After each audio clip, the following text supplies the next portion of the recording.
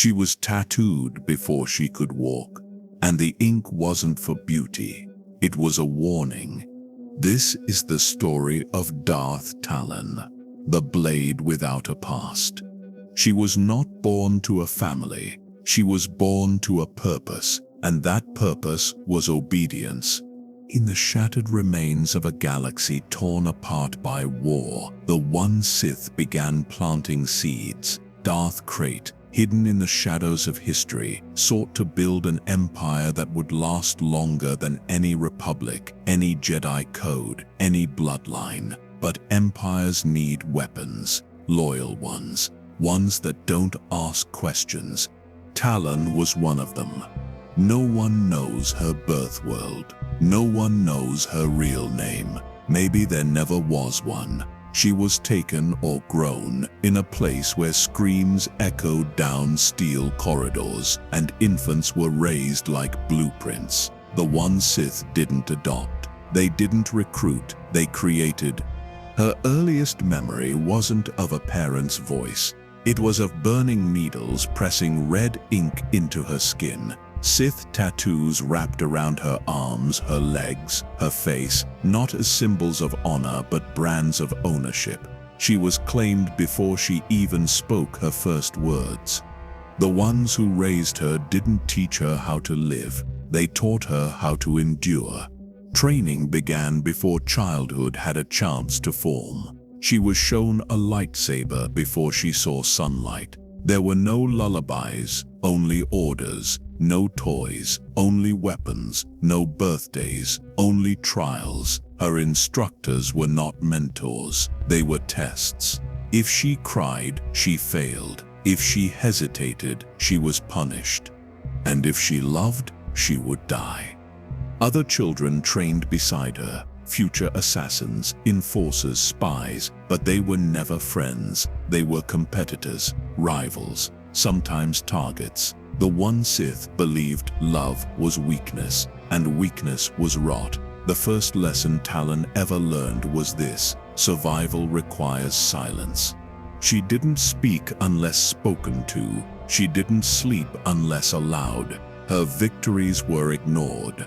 Her failures were punished, and the silence between the beatings taught her more than the pain itself. The first time she killed, she didn't set mean to. She was 8. Her sparring partner, a boy older and faster, knocked her to the ground.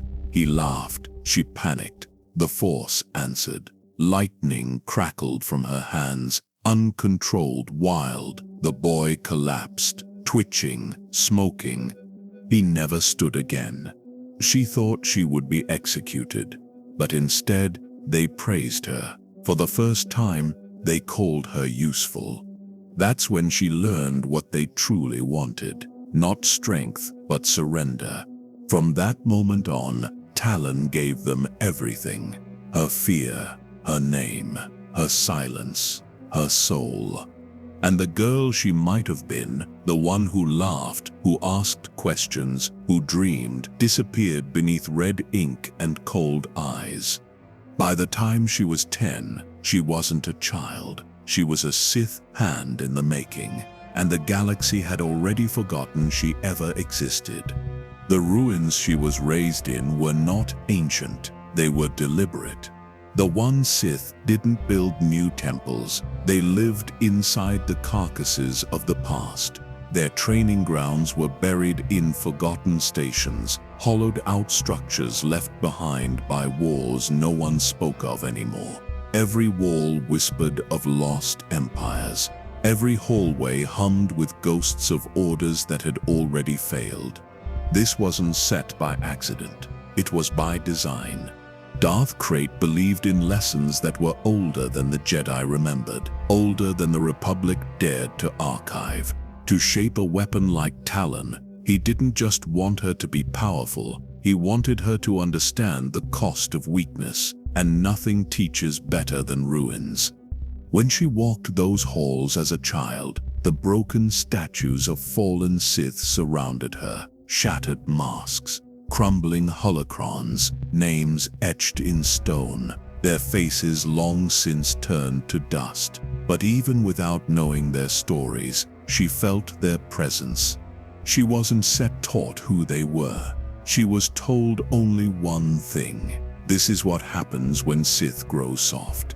That phrase was repeated often, too often, too often. The instructors never shouted it. They whispered it like a curse, like a warning. When a student hesitated during combat, they would hear it. When someone cried out after being struck, they would hear it again. And when a child failed a task and disappeared the next morning, the silence that followed said more than any words. The ruins weren't a place of history, they were a mirror. Talon didn't know when she stopped walking like a child, but one day she realized she no longer looked up at the ceilings. She didn't flinch when the wind howled through the empty corridors. She didn't ask who used to live there, because she knew the answer: no one lived there. They only trained, fought, and died. Sometimes during her rare moments of stillness, she would stare at the carvings on the walls, patterns she didn't understand, symbols from extinct dialects. She'd trace them with her fingers, wondering if the Sith who etched them ever questioned their purpose, wondering if they too were once young, if they too were afraid. She never asked aloud. No one did. But in those quiet moments, the force around her would shift, not violently, not with power, but with memory, as if the walls themselves remembered more than they let on, as if the darkness wasn't just watching her, but waiting. There were rumors, passed from older acolytes to younger ones in the rare hours when guards weren't listening. Stories of ancient Sith Lords who tried to rebel against their masters, who ran, who loved, who broke. The stories always ended the same way, with silence. Talon listened. She never spoke, but something in her held on to those whispers. When she meditated, she didn't reach toward the stars. She reached downward into the stone beneath her, into the cold, into the rot, into the history that the galaxy wanted to forget. And it whispered back. It told her that power was real, but fragile, that loyalty was rewarded until it wasn't, that every Sith was chosen, and every Sith was eventually replaced. She began to understand that even in the Order of One, she was alone. Her body was growing stronger, her reflexes sharper, her control over the Force more lethal. But inside, something stayed quiet, something watched, something waited. She never told anyone about the voice she sometimes heard in the dark, the one that didn't sound like Krayt or any living being. Because in a place built from ruins, even a whisper could get you killed. Her first injury wasn't set from a blade. It came from being ignored. The wounds that cut deepest didn't bleed. They lingered in the spaces where words should have been, in the glances that never came, the praise that never followed a victory. In the One Sith, silence was the sharpest punishment, and for Talon it was constant. There were days when no one spoke her name, when she completed assignments flawlessly and returned to nothing. No nod, no acknowledgement, no proof she had even existed outside the task. She could kill without flinching, lift stone with her mind, stand for hours in freezing corridors. None of it was seen, none of it mattered. Because recognition wasn't the goal. The Order didn't want warriors with pride. It wanted ghosts, loyal shadows that could strike and vanish without ever needing to be remembered. Talon became exactly that. By the time she was a teenager, she didn't speak unless commanded. Her footsteps were nearly silent, her presence muted. She trained in isolation, sparred in silence, meditated in darkness. Even her breath seemed quieter than the others.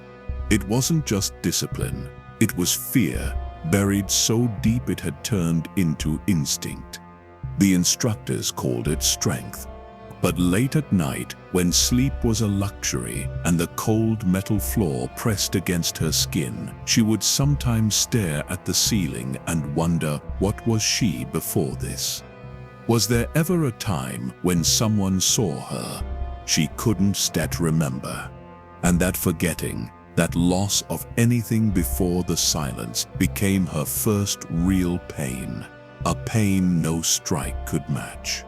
She began to watch the others, the younger ones, still new, still afraid. She watched how they tried to make eye contact, how they flinched after failure, how they sometimes whispered each other's names when no one was listening. Names? That was the difference. They still had them. She didn't. Talon had long stopped thinking of herself as anything separate from her role. There was no I, only the task, only the order, only the hand she was training to become. The others feared punishment. She feared being forgotten. When Darth Rune, one of Krayt's older hands, visited the facility to observe, something shifted. For the first time, someone looked at her with intention, not as a student, but as a weapon nearly finished. He didn't speak to her directly, he only watched. But she noticed. That day, she fought harder, moved faster, used her anger not as fuel but as shape, refined, focused, not for approval, for confirmation. And at the end of the session, when everyone else was dismissed, she remained kneeling in the center of the chamber, waiting for orders. Rune said nothing, but Krayt's voice came through the shadows behind him. She is ready. 3 words, that Sid's all. They echoed louder than any scream. Talon didn't smile. She didn't bow, but something cracked in her chest, not like glass, but like ice. For the first time in years, she felt real. Not whole, not proud, but real. It didn't stand last. It wasn't stand meant to. That was the lesson. Moments of recognition were not given for comfort. They were tests, traps, to see if emotion would rise, if identity would resurface, if silence could be broken. Talon passed. She stood, nodded, and left the chamber as the doors sealed behind her. The silence returned, but this time it was set punishment. It was the sound of something being born, a version of herself that had no past, no name, and no future except what Krayt commanded. By the time she was 15, there was nothing left to take from her. Her body had been reshaped by training, her mind stripped of distraction, her voice sharpened into obedience. The instructors no longer corrected her form. They no longer questioned her loyalty. There was no need. Darth Talon had become exactly what they intended. But the name Talon didn't belong to her. It was assigned, not discovered. She hadn't chosen it. She hadn't earned it. She didn't even know when it began. One day the title appeared on a datapad beside her mission orders, and from that moment on, it was the only thing anyone called her. She didn't ask what it meant. No one offered. Perhaps it was a weapon, or a symbol, or just a sound that fit the blade they'd forged her into. It didn't matter. She had already stopped thinking of herself as a person. She was now an extension of Krayt's will, one of his hands, an elite enforcer, chosen not just for skill, but for submission. The transformation was complete, but something inside her remained hollow. Not broken, hollow.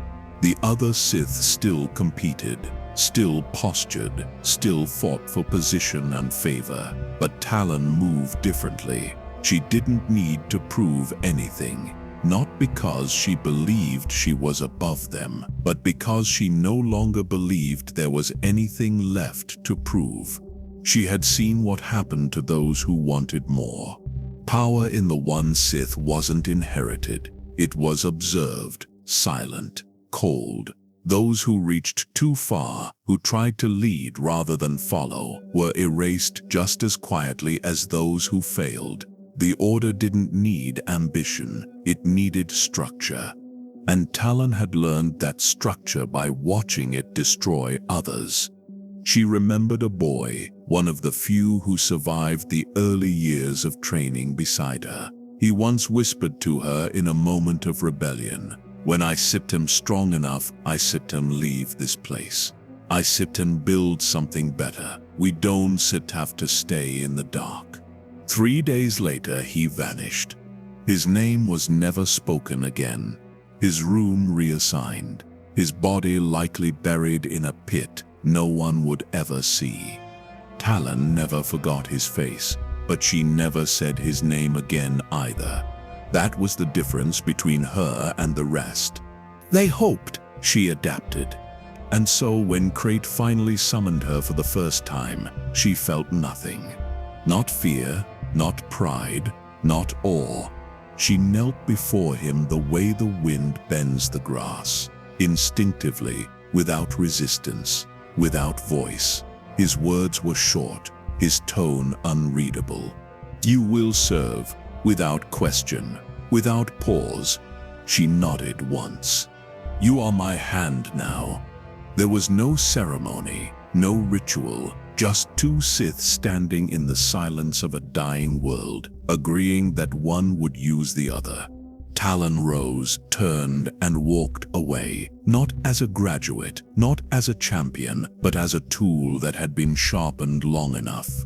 And as the cold stars watched from above, the galaxy remained unaware that a new shadow had entered its orbit, one that didn't carry a name, only a future.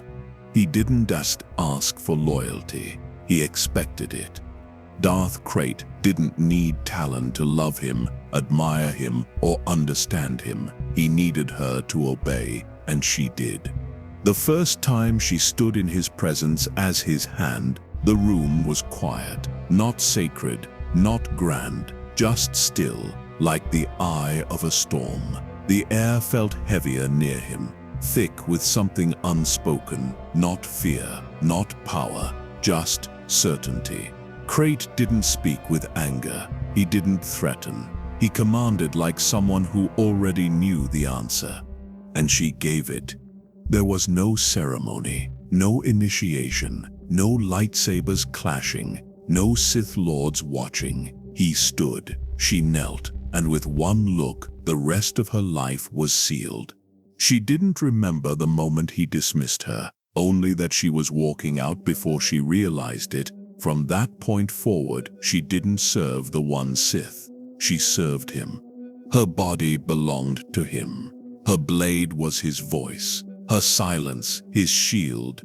Other Sith were ambitious, clawing for Krayt's attention, jostling for power, whispering promises they couldn't keep. Talon didn't speak. That's what made her different. That's what made her useful. When he sent her to eliminate a traitor on Zeust, she didn't ask who. When he asked her to bring back a Jedi alive, she didn't ask why. When he ordered her to wait in shadow for weeks without a kill, she didn't ask if it was necessary.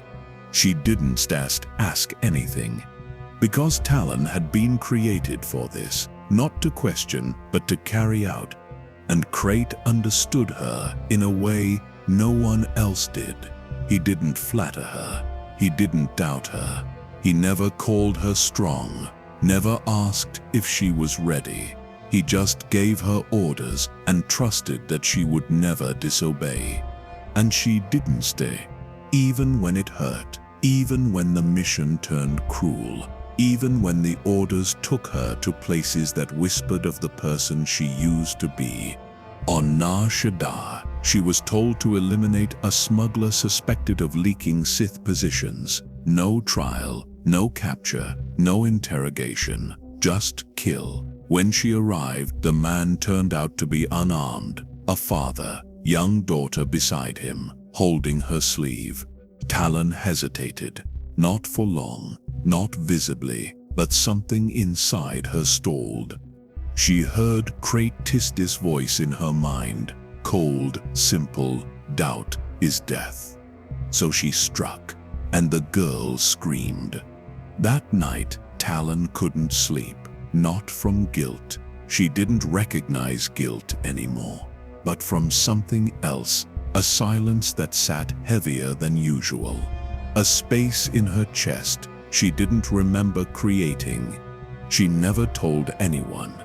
She simply returned, kneeled, reported the target neutralized. Krayt nodded once.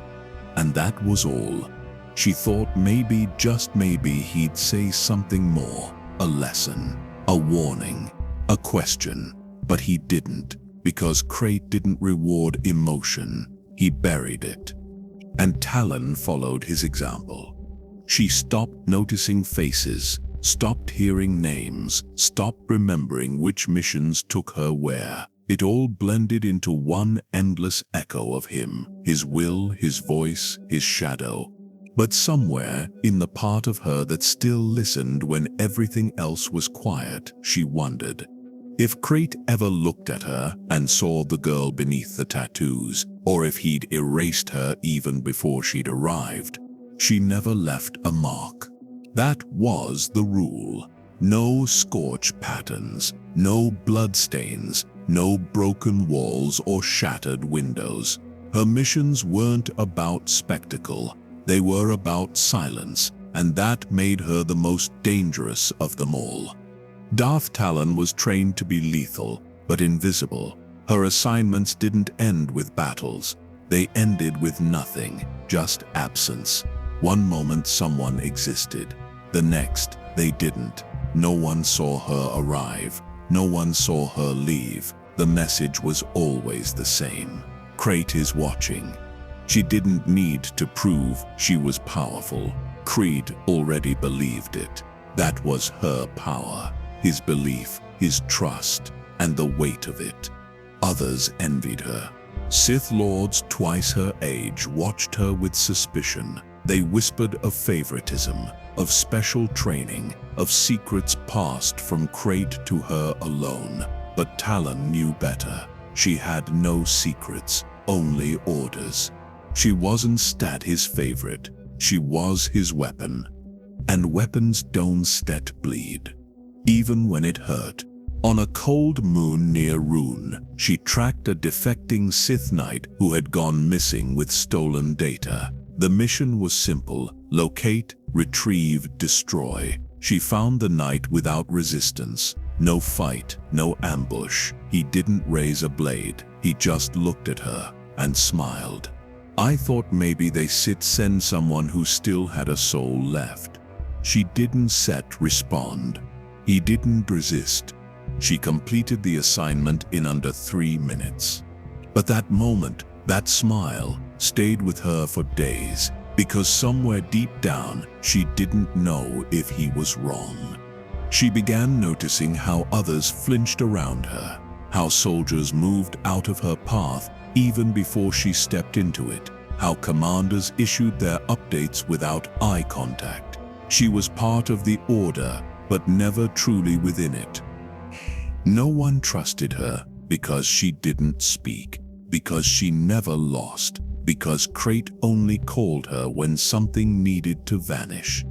And the more she succeeded, the less she recognized herself. There were no victories, only completions. No allies, only witnesses. She lived in transport ships, rarely staying anywhere more than a day. Her quarters were small, clean, empty. No keepsakes, no decorations, no hollows, just silence. The kind that crawled inside your bones if you let it. Some nights, she meditated to fill the hours between missions. Other nights, she didn't bother. The Force felt too cold, too distant. She wasn't connecting with it. She was using it, channeling it like a tool, like a blade she didn't own, only borrowed. And sometimes in those still moments, she'd glance at her own hands. They didn't shake. They didn't hesitate. They didn't bleed. And that terrified her more than anything. Because if the blade never bled, how would it know it was alive? But Krayt never asked how she felt. He never asked if she was tired. He never asked what she saw during her missions, only whether they were done. And she always said yes. Always, because that's what she was, not a student, not a soldier, not even a Sith in the traditional sense. She was a result, a conclusion, a name whispered just before the lights went out. Some missions stayed buried in the dark. Others left marks too deep to hide. Talon never disobeyed. That was the truth. But obedience did not mean immunity. There were assignments that didn't just take lives. They took pieces of her. One of them began on Daluj. A rebel cell had been operating in secret. Not Jedi, not Sith, just former Republic loyalists who refused to bow to Krayt's vision. She was sent to dismantle them, quietly. No explosions, no mass executions, just one by one. Night after night, until fear did the rest. She carried out the order with precision. The first night, 2 targets vanished. The next, 3 more. By the 4th night, the cell was unraveling. Their leader tried to flee. That's when she found him. He wasn't armed when she arrived, just standing in the middle of a cold, empty room, waiting. His face was worn, not by age, but grief. He didn't fight, didn't run. He simply looked at her and said, "Do you even know why you stary killing us?" She didn't answer. She never did. "You think this makes you strong," he said. "But strength without will is slavery." She still said nothing. But when she raised her hand, her fingers didn't move right away. The hesitation lasted less than a breath, but it was real. She finished the mission. She always did. But something in his words lingered. Not because they were new, but because they reminded her of something she hadn't felt in years: choice. That was the scar, not the act. The moment before it, the part where doubt tried to surface, and she had to crush it again. Not every mission was like that. Most were clean, simple, target, objective, result. But every once in a while, someone would look at her like she was human. And it hurt. She never reported these moments to Krayt. There was no need. He would have sensed it if it mattered. Or perhaps he already had. Perhaps these assignments were his way of testing her edge, seeing if the blade would bend. It never did, not where anyone could see. But bending isn't set the same as breaking. She started having dreams again. Not vivid ones, just flashes. A corridor, a small hand, a name she almost remembered but couldn't say aloud. She'd wake up in silence, staring at the ceiling of whatever ship she was in that night, her breathing steady, her mind blank. She told herself it was nothing, just residue from the mission, the dying man's words echoing longer than they should. But she knew better.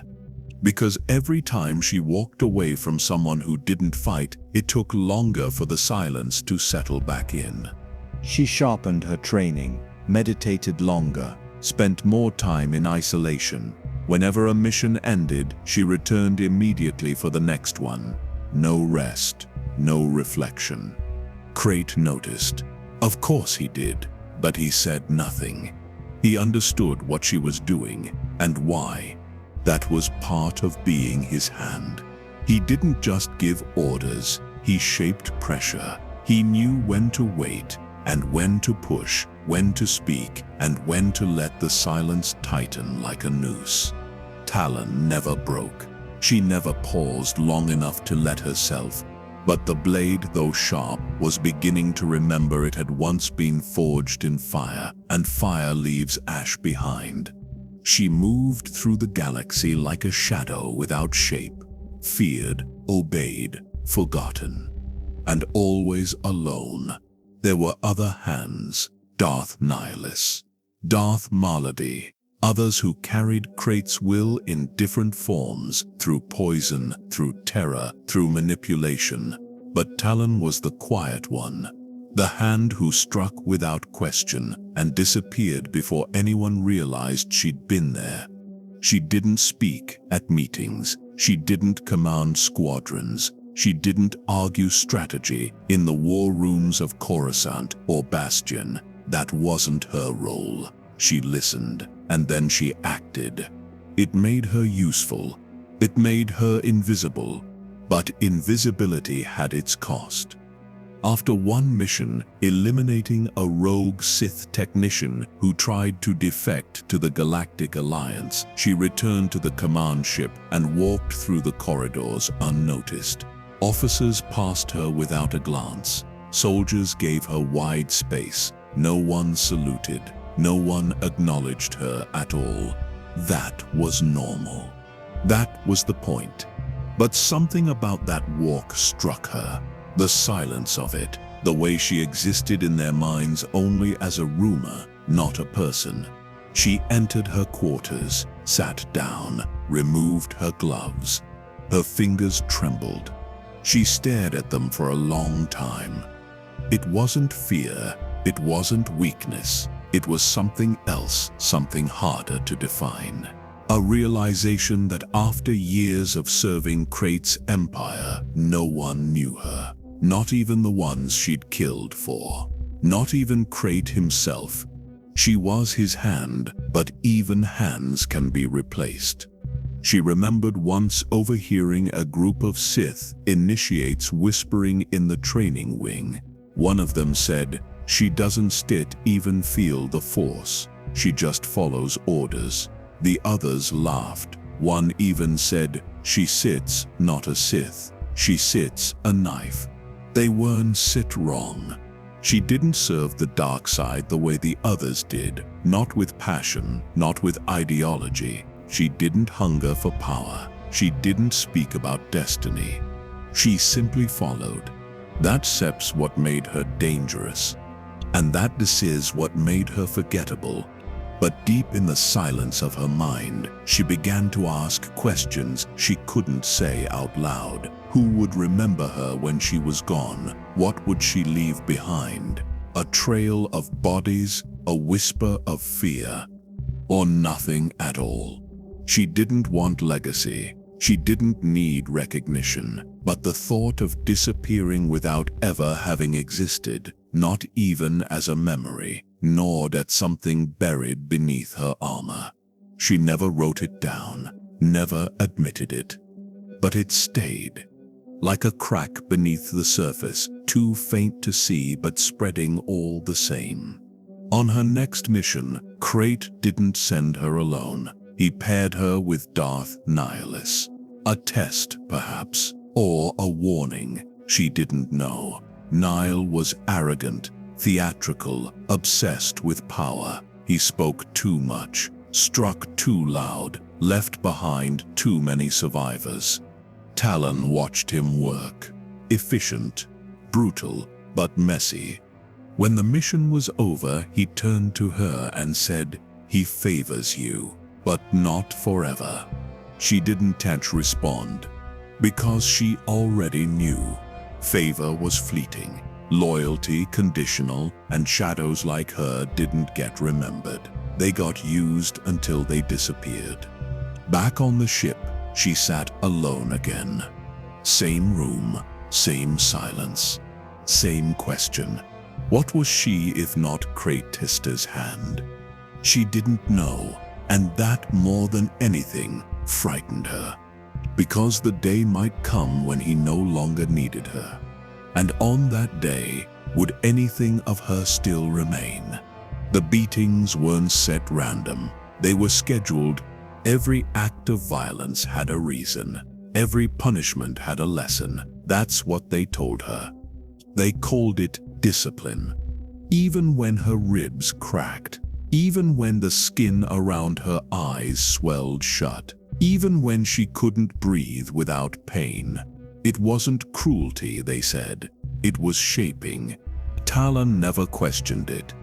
Not because she agreed, not because she believed it was right, but because questioning required energy, and all her energy was spent surviving. There were days when the only thing she felt was her heartbeat against the bruises. The only warmth came from her own blood. Meals were earned, not given. Sleep was rare. Praise was non-existent. But no one pitied her. Pity was weakness, and weakness was a death sentence. The halls where she trained were always cold, not just in temperature, but in spirit. The One Sith didn't believe in comfort. They believed in results. She was expected to fight at full strength regardless of injury, to train through fatigue, to suppress every instinct for rest, compassion, or reflection. When she failed, they didn't scream. They didn't scold. They simply watched. That was worse. The silence of disappointment cut deeper than any blade. At night, she slept in a cell that didn't lock because they knew she would never run. There was nowhere to go. Her world was made of cold metal, blinding lights, and eyes that only saw her as a thing in progress. Sometimes when the lights flickered out, she'd press her hand to her chest and wonder if the pain inside her was still hers, or something they had placed there. She tried not to think too long. Thinking made it worse.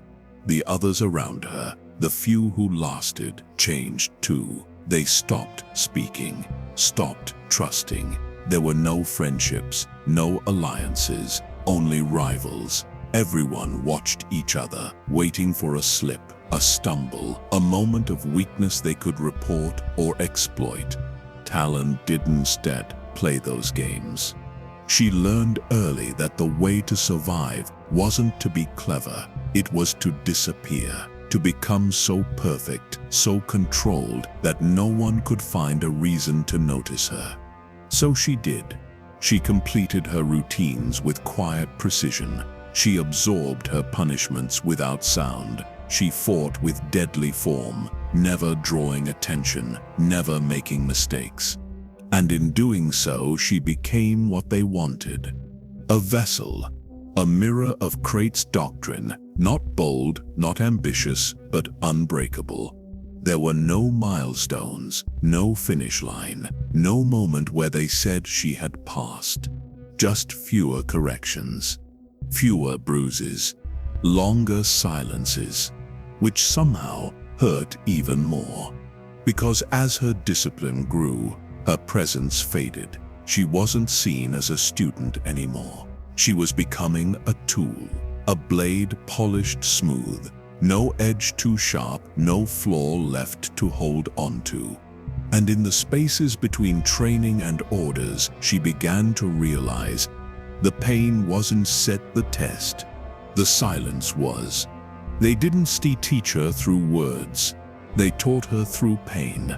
Her lessons weren't held in classrooms. There were no data pads, no lectures, no discussions, just a series of physical truths delivered one blow at a time. Talon learned what mattered by what hurt and what didn't. If a strike knocked her down and she hesitated before standing up, she learned that hesitation brought more. If she blocked too slowly, they didn't tell her why. They just struck again, harder, until her body understood before her mind had to. That was the curriculum. Not knowledge, instinct. Pain taught faster than explanation ever could. And over time, her body began to move without thought. Her limbs remembered what her mind wasn't allowed to question. A blade from the left, parry low. A feint from the right, step back, twist, disable the wrist. There was no praise, only fewer bruises. And that was enough. The One Sith didn't train warriors to win tournaments. They trained enforcers, killers, extensions of power. It didn't matter if she looked graceful. It mattered that she didn't fail. Sometimes she did. Not often, but enough to remind her that failure never went unseen. She remembered one sparring session in particular, against a Sith acolyte twice her size. She slipped, just once, a misstep so small it could have been forgiven in any other life. But this wasn't Sith, that life. She spent the night recovering in her cell, curled beneath the thin blanket, ribs aching, lips swollen, blood dried against her cheek. The next day, the same mistake would have gotten her killed. So she never made it again. That was how she grew, through repetition, through bruises, through silence that followed each punishment, silence that told her they were watching, measuring, waiting to see if she would falter again. And somehow, knowing that made it worse. There were moments when she didn't know whether she was improving or just becoming numb. Pain that once startled her now felt distant, cold, like it belonged to someone else. She could dislocate her shoulder in a fall, pop it back into place, and continue fighting without a sound. Not because she was strong, because she was expected to. Over time, she stopped noticing injuries. What she noticed instead were the eyes of her instructors, the way they narrowed slightly when she succeeded, as if her strength was no longer a surprise but a problem to solve. That's when she understood something else. Pain wasn't just a lesson. It was a filter, a way to separate the ones who would follow orders without complaint from the ones who might eventually think for themselves. Talon learned how to stay on the right side of that line, not by suppressing her pain, but by mastering it, holding it, making it part of her rhythm, like breath and movement. And when the time came to teach others, she didn't raise her voice. She raised her hand, because pain speaks louder than words ever could. No one ever said where they went. One day they were there, training beside her, fighting, sweating, bleeding. The next, their bunk was empty, their name never spoken again. Failure wasn't announced, it was erased. The One Sith didn't waste time on warnings. If you failed, you disappeared. If you hesitated, you vanished. If you doubted the order, even for a breath, you were gone before the next lesson began. Talon understood this from the beginning, but it didn't stop her from remembering their faces. There was one, a girl named Sira. Quick, sharp, faster than most of the others. They sparred once. Sira lost, barely. She smiled after, even through a bloody nose. Said something almost like a joke. Talon didn't laugh. She didn't know how. Sira was gone the next week. No ceremony, no memorial. Just her scent, still faint, on the training mats.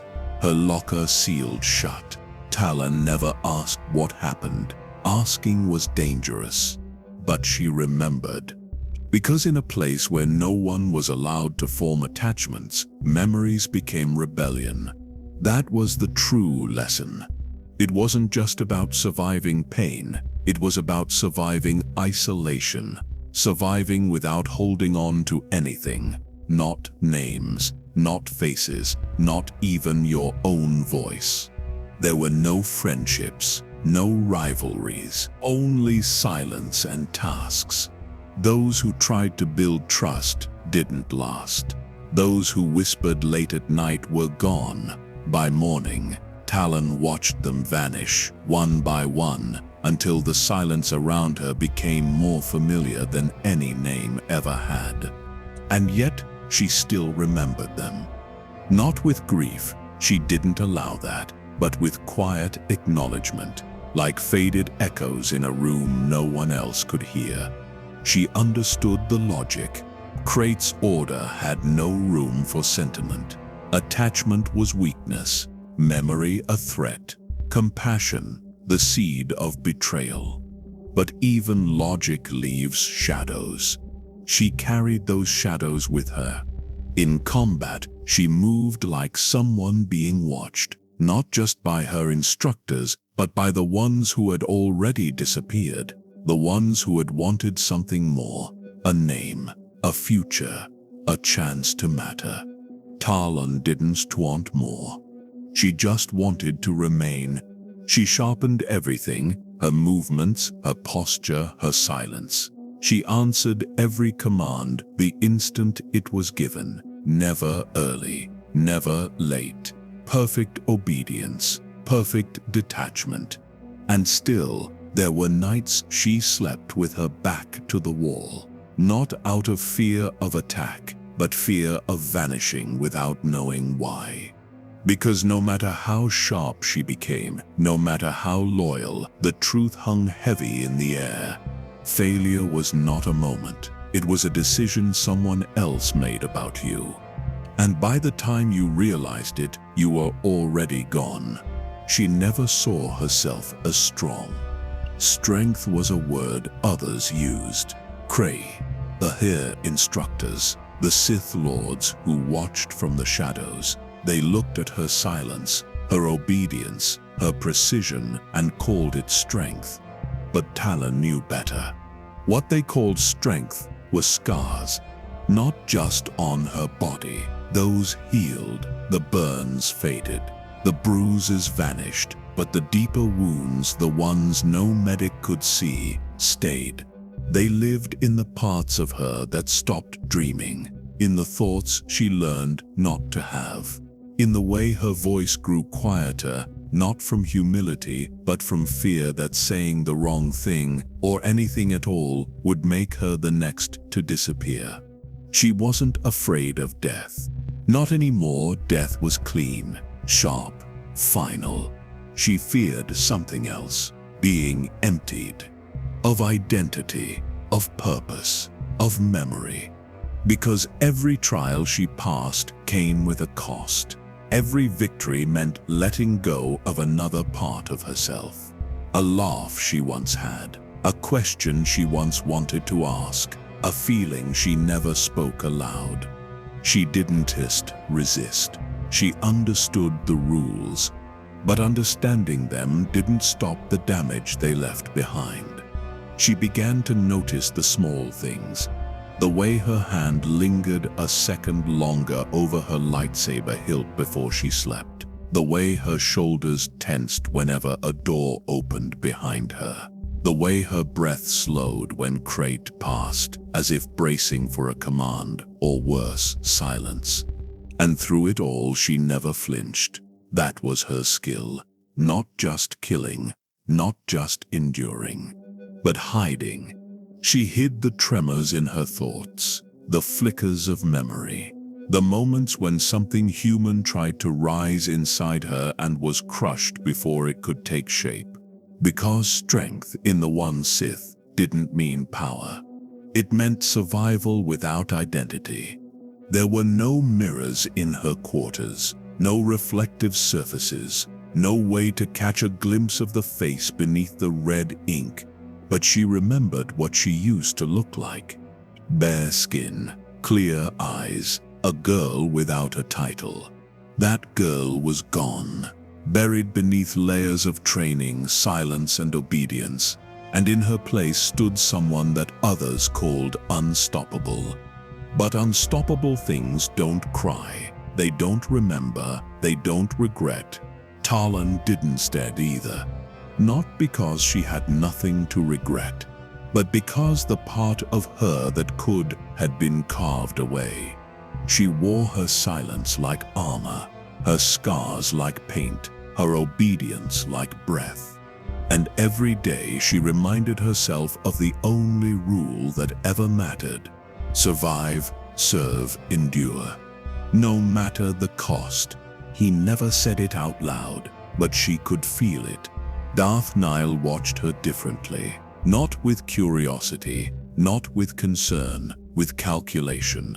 The kind of gaze that didn't just see you, it measured you, prepared for you, waited to move against you. He didn't fear her strength, he feared her proximity.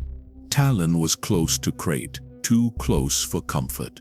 And in the hierarchy of the One Sith, closeness was rarely earned. It was either temporary or dangerous. Most Sith clawed for power. Talon never clawed, but somehow she stood closer to the source than anyone else. That made her a threat. She began to notice how the room shifted when Nihil entered. When Krayt spoke, Nihil listened carefully. But when Talon responded, he watched even more carefully. His attention was always sharp, never obvious. He masked it behind indifference, but the weight of it followed her. It was worse during shared assignments.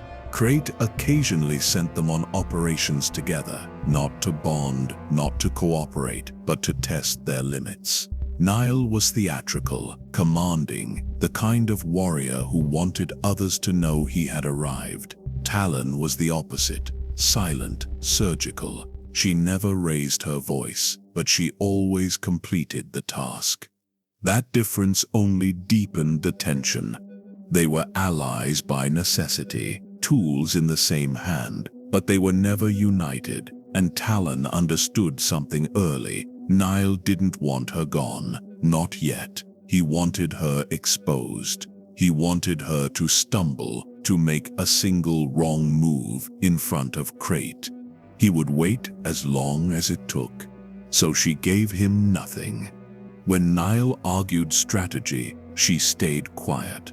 When he baited her with sarcasm, she didn't answer. When he claimed victories that weren't his, she let him, because the moment she fought back, she would lose what Krayt valued most in her control. And in Krayt's presence, control was everything. She had learned that long ago. The One Sith didn't reward raw power. They rewarded usefulness. She didn't need to outshine Nihilus. She just needed to never break, never show fear, never give in to the spiral of ego and reaction. But even so, she knew she was being watched. Not just by Nihilus, by others, by acolytes, whispering in corners, by Sith Lords who remembered her rise, but not her name. They envied her because she said nothing, because Krayt called for her by gesture alone, because she returned from every mission with silence and blood and never asked for recognition.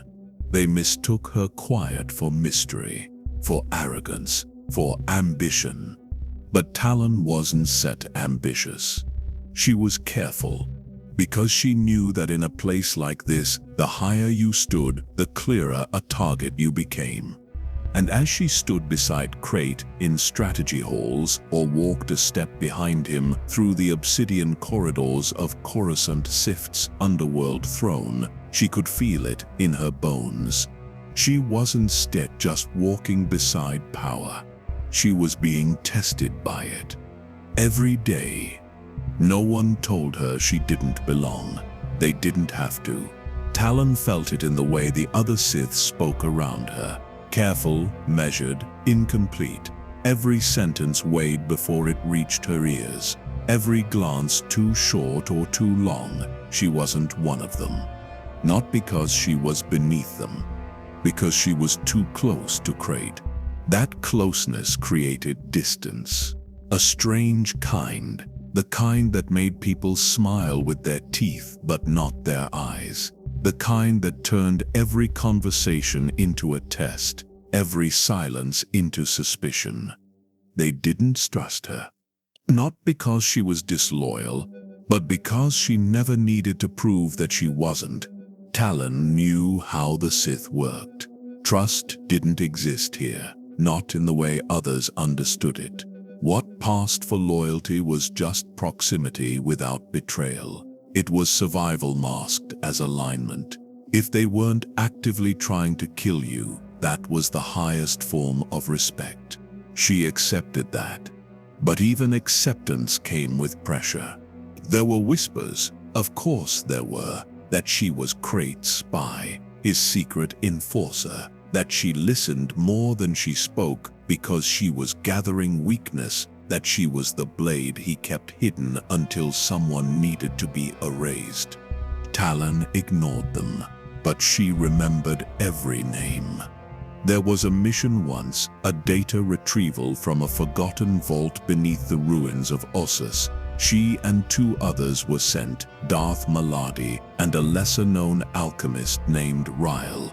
Krayt trusted none of them entirely, which meant he trusted all of them just enough to see who would fail.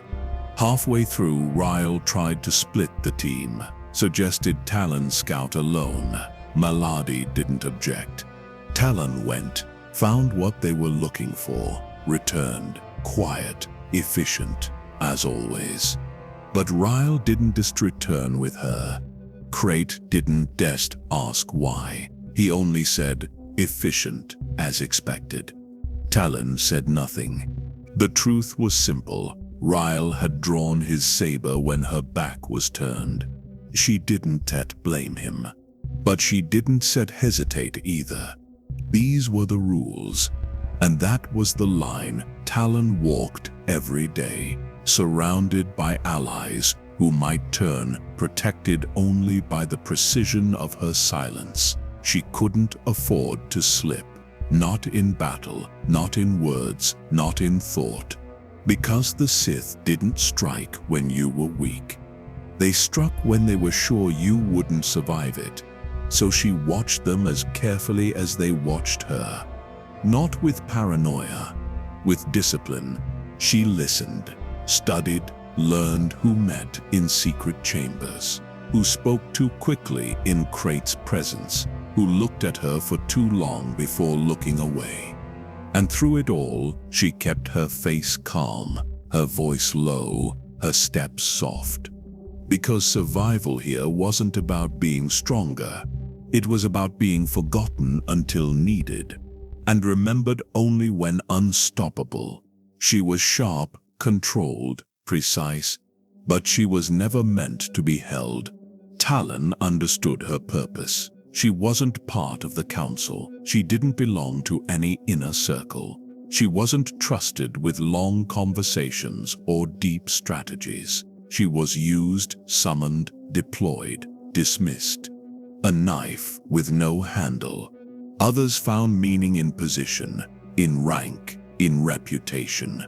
But Talon had none of those. She had only proximity. She was near power, but never inside it. Part of Krayt's vision, but not part of his plans.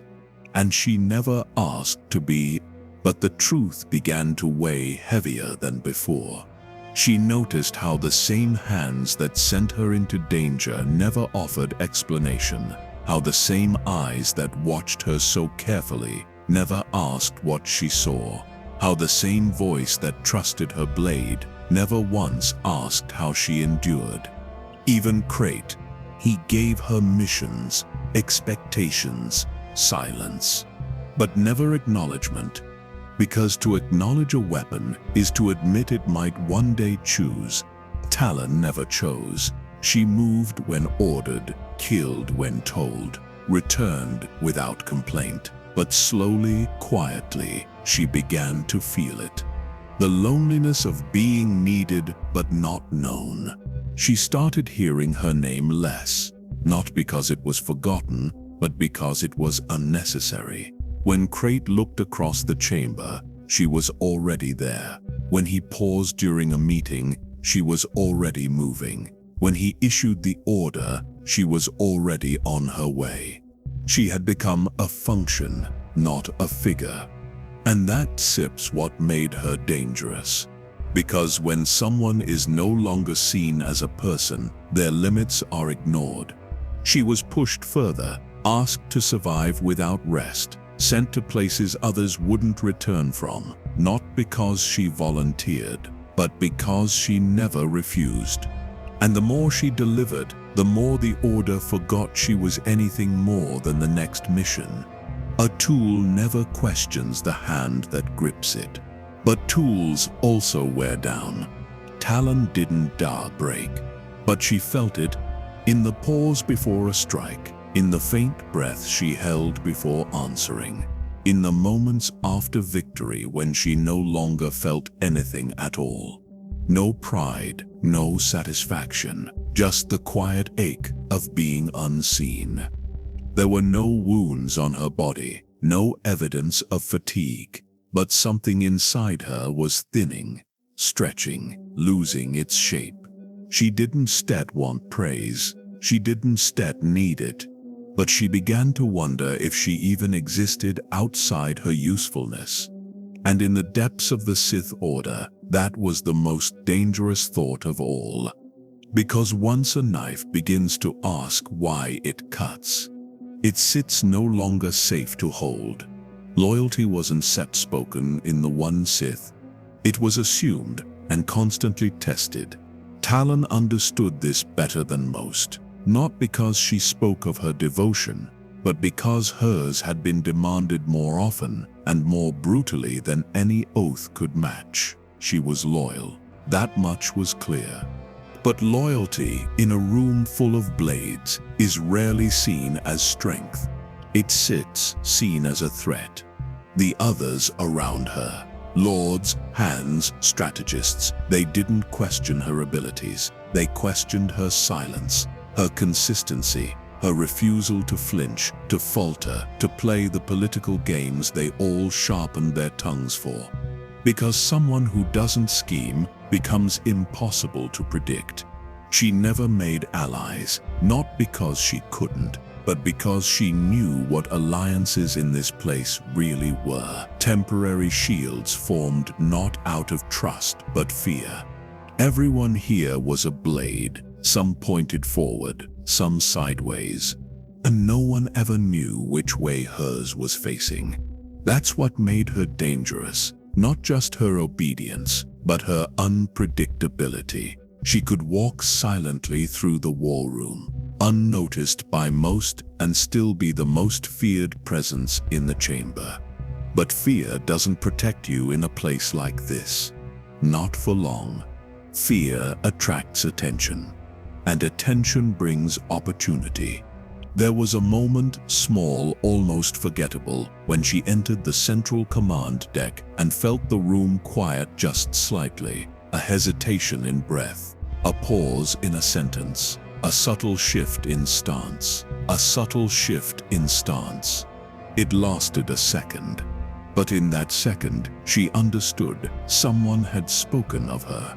Not to praise her, not to plan with her, to prepare. She didn't know who, she didn't ask, she didn't react, because reacting would confirm it. Instead, she stayed quiet. She kept her routines unchanged, her posture steady, her presence predictable.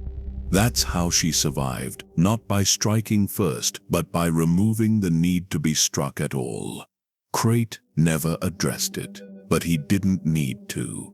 He had always known the nature of the room he built, a structure of ambition layered beneath obedience, a tower of sabers balanced on silence. And Talon, she remained standing at the center of it, perfectly still. She knew the others wouldn't move openly. Not yet, not while Krayt lived, but she could feel their edges, how close they were, how easily they might turn with a whisper, a shift in wind, a moment of weakness. So she gave them nothing, and in giving them nothing, she stayed just out of reach. That was her loyalty, not loud, not visible, just constant.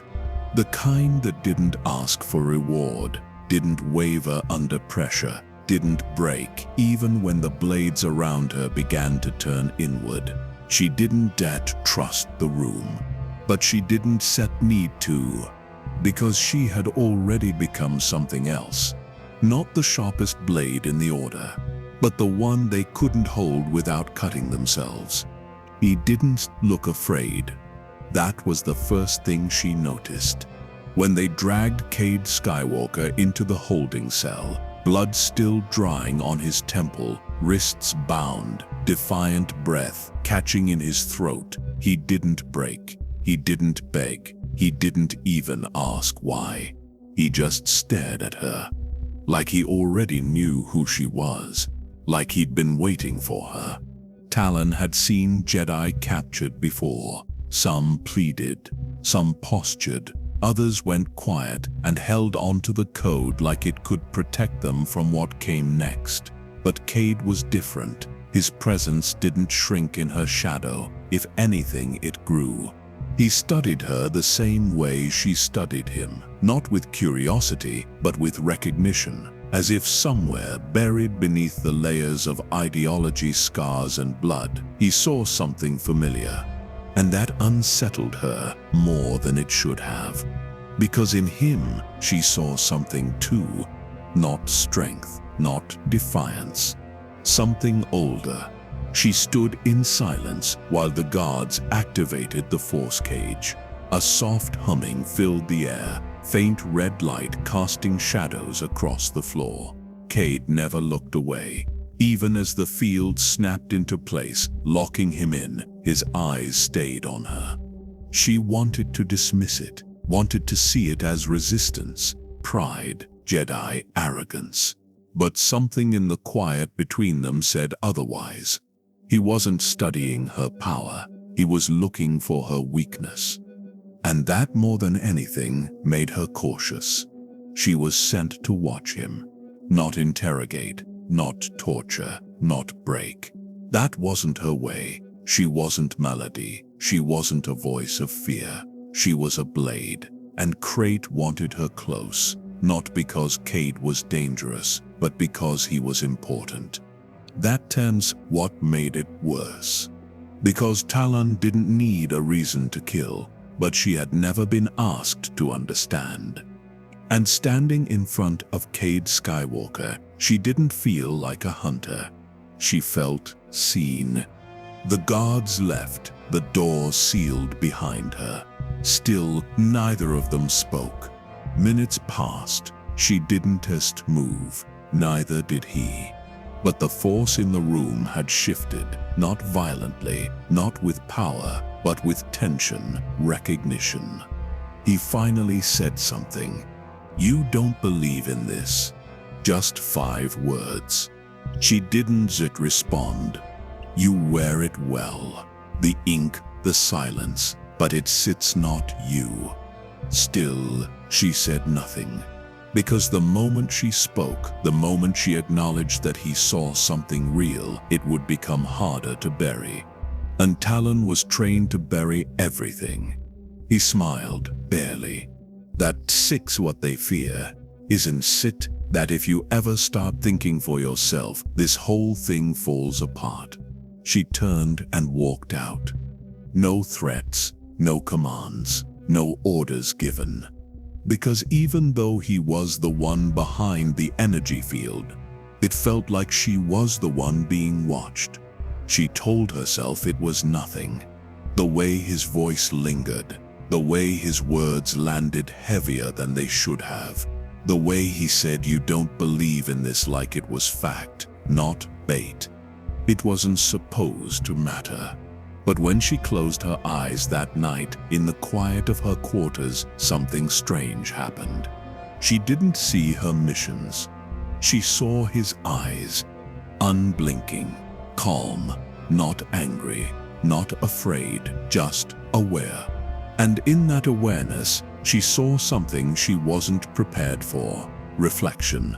She woke before the lights activated, stood, dressed, reported to her post without pause, but her movements felt slower, not in speed, in thought.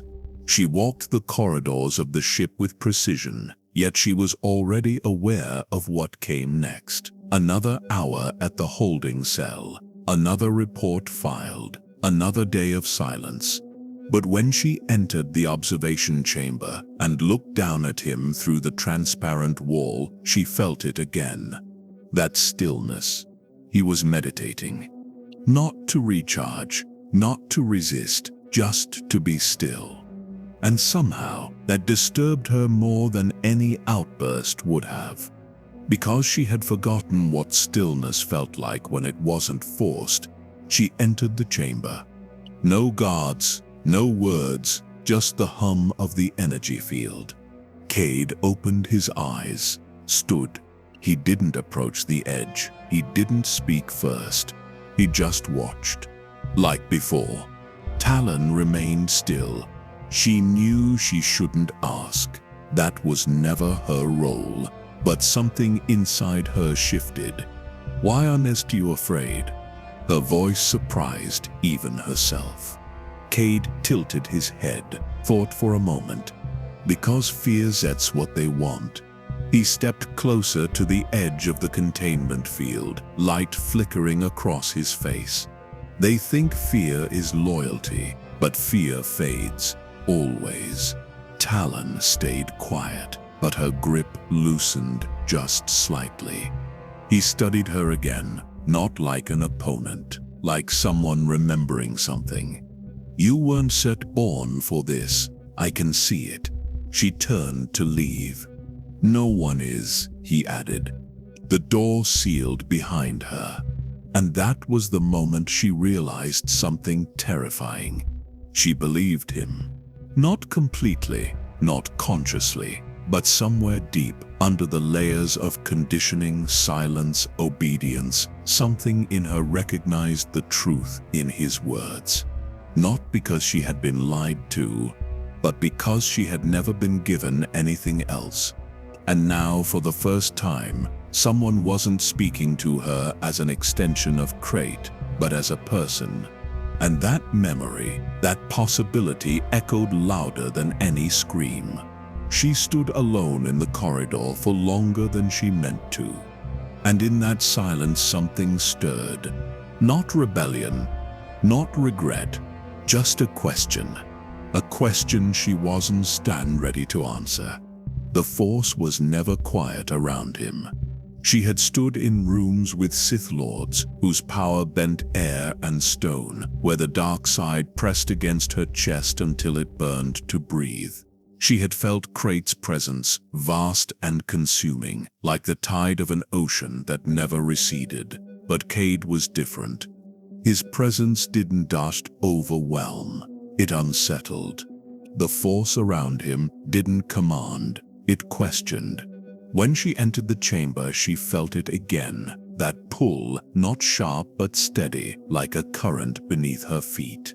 Not dragging her under, but reminding her the ground wasn't as solid as she thought. He looked up as she stepped inside. His expression calm, tired, maybe, but not defeated. "You feel it too, don't you?" he asked softly. She said nothing. The Force asking, not telling, not ordering, asking. Talon steadied her breath. She had been trained to resist probing, to build walls so tall that no Jedi could climb them. But this wasn't an attack, it wasn't intrusion, it was invitation. That was what made it dangerous. She kept her silence, but her mind betrayed her. Flashes surfaced. Memories of nights when she sat awake, staring at the ceiling of her cell, wondering if she existed beyond the missions. Wondering if there was anything left of her beyond Krayt's will. Cade didn't move closer. He didn't need to. They built you for silence. I can see it, but silence isn't peace. You know that, don't you? Her hand twitched near her saber. He wasn't trying to escape. He wasn't trying to win. He was trying to make her hear herself. And that was worse than any threat. The force between them shifted again.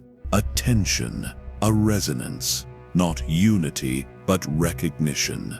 The kind that only exists between two people who have lost something they can't name. She stepped forward, stopping just short of the energy field. The glow cast red across her tattoos, across her eyes. The Force is instead asking you to obey, he whispered. Her breath caught. She turned sharply, exiting before another word left his lips. The door sealed, the hum faded behind her, but the echo stayed. Because for the first time in years, the Force hadn't felt like a weapon. It had felt like a question, and questions were harder to silence than screams. She returned to her quarters, sat in the stillness, and tried to push it away. She told herself it was a trick, Jedi manipulation, the same tired methods they'd always used against the Sith. She repeated that thought again and again. But no matter how many times she told herself, the same truth returned. The Jedi wasn't set breaking her. He was reminding her she had already been broken. She didn't instead report it. The hesitation, the lingering silence, the way Cade's words sat heavier than they should have, none of it was mentioned. Krayt hadn't asked, and she wasn't about to offer, because admitting uncertainty in the One Sith was more dangerous than failure. And this wasn't set failure. Not yet, but it was something she hadn't stayed trained for. She had prepared for resistance, physical, emotional, mental. Jedi had their tricks, their convictions, their compassion. She had seen them all shattered beneath the pressure of the dark side. But Cade Skywalker didn't try to resist her. He reflected her, and that made everything worse. The next time she entered the holding chamber, he was asleep, or meditating, or pretending. She stood in the corner, watching, quiet, still, but her stillness no longer felt the same. It wasn't discipline. It was uncertainty. What was her role here? Not just in the room, in the Order. She had been given no instructions to interrogate, no command to torture, only to be present, as if her presence alone would be enough to break him or break her. She hated that the difference wasn't clear anymore. Cade stirred, opened his eyes, met hers without flinching. "You still not afraid of me?" she said suddenly. He sat up, blinking once calm. "Should I be?" She didn't answer, because she didn't know what she wanted him to say. Maybe yes, maybe no. Maybe anything that made her feel like she was still in control of this moment. "They think I still turn," he said. "They don't realize I already did and came back." She narrowed her gaze. "You're not the first to fall. You're not special."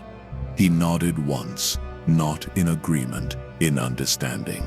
"Neither are you." It wasn't an insult, it was a mirror, and that made it unbearable. She turned to leave, again. He didn't stop her. But as she reached the door, he said something she wasn't ready for. "You still feel the Force. That means there's something left of you they haven't killed yet." The door hissed shut. She stood in the corridor for a long time, motionless.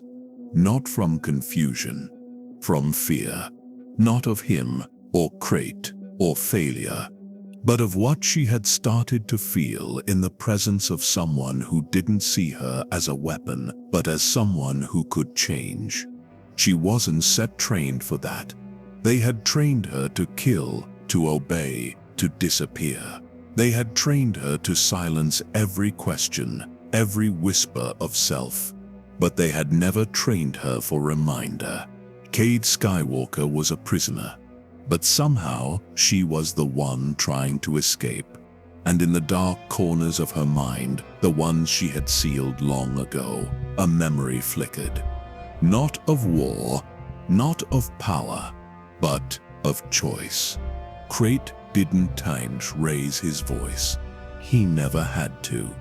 When he summoned Talon, his words were quiet, cold, as if the command had been decided long before it was spoken, as if the outcome was already written, and she was just the tool to make it real. "He will not be broken by pain," Krayt said. "He must be turned." Talon didn't flinch, but something inside her did. She'd broken Jedi before, swiftly, efficiently. But this was different. Cade Skywalker wasn't just another Jedi. He was the Skywalker. Legacy made flesh. descendant of legends, a symbol not just of resistance but of renewal. And Krayt didn't want him dead. He wanted him converted, twisted, not destroyed. Which meant Talon Deft's role had changed.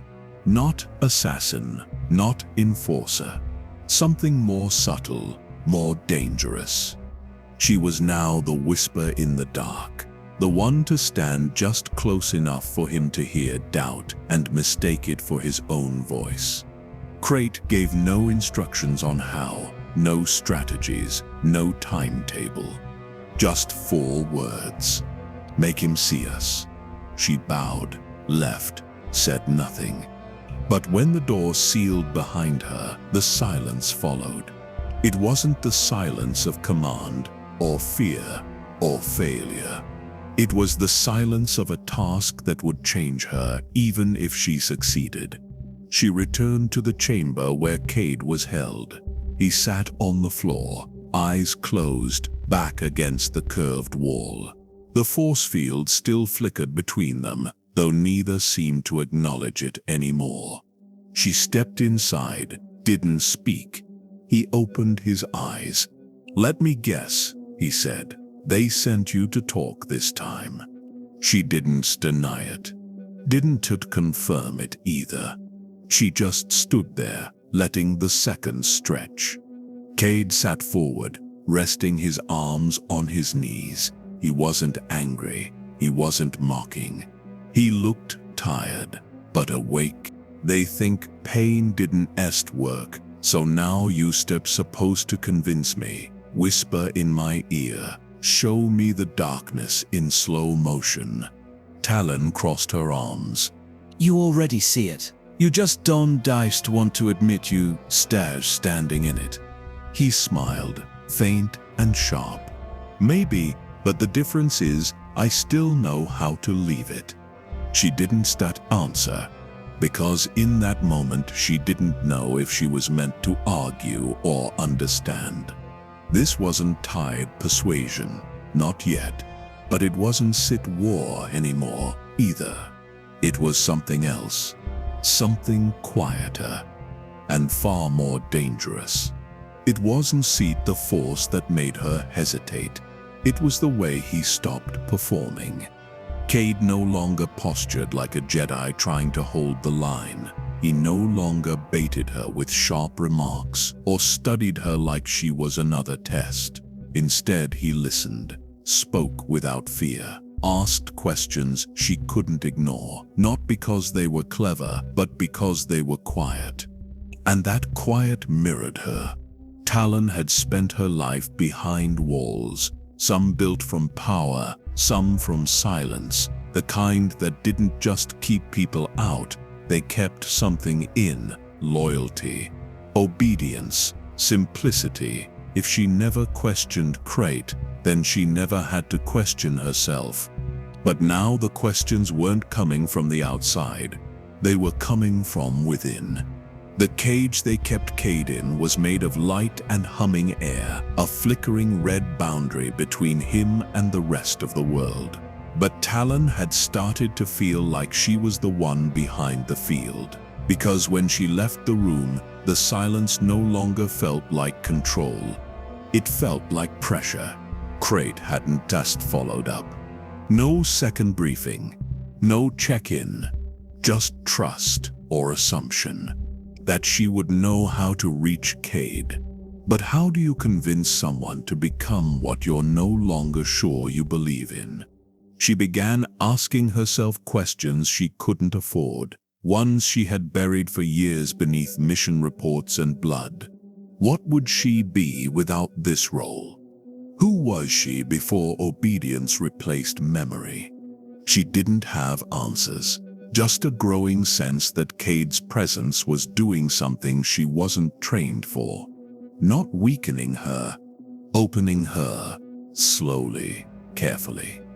Like the way someone might open a sealed container and realize it still holds air, but only barely.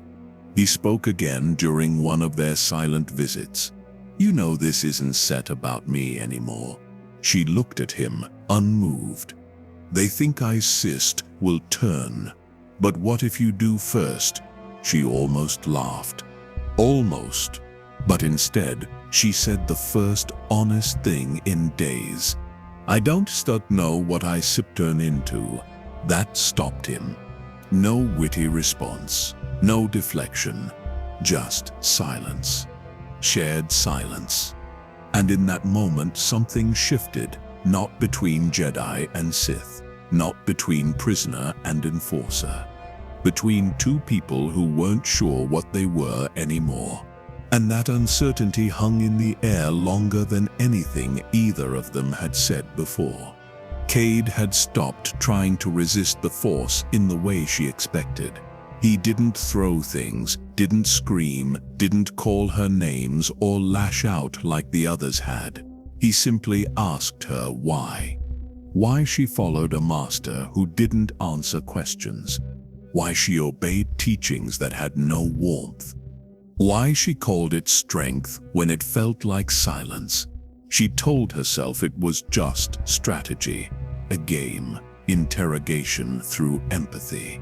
That was what Krayt wanted, not to destroy Cade, but to make him understand power, to bring him in with whispers, not blades. But sometimes she'd find herself answering his questions, not with Sith teachings, but with moments from her past she hadn't spoken aloud in years. Like how she wasn't born into the Order, how she was taken. How fear and survival had been her earliest lessons, long before Krayt gave them names like willpower and devotion. Cade didn't say much to that. He just looked at her with eyes that weren't mocking or sympathetic.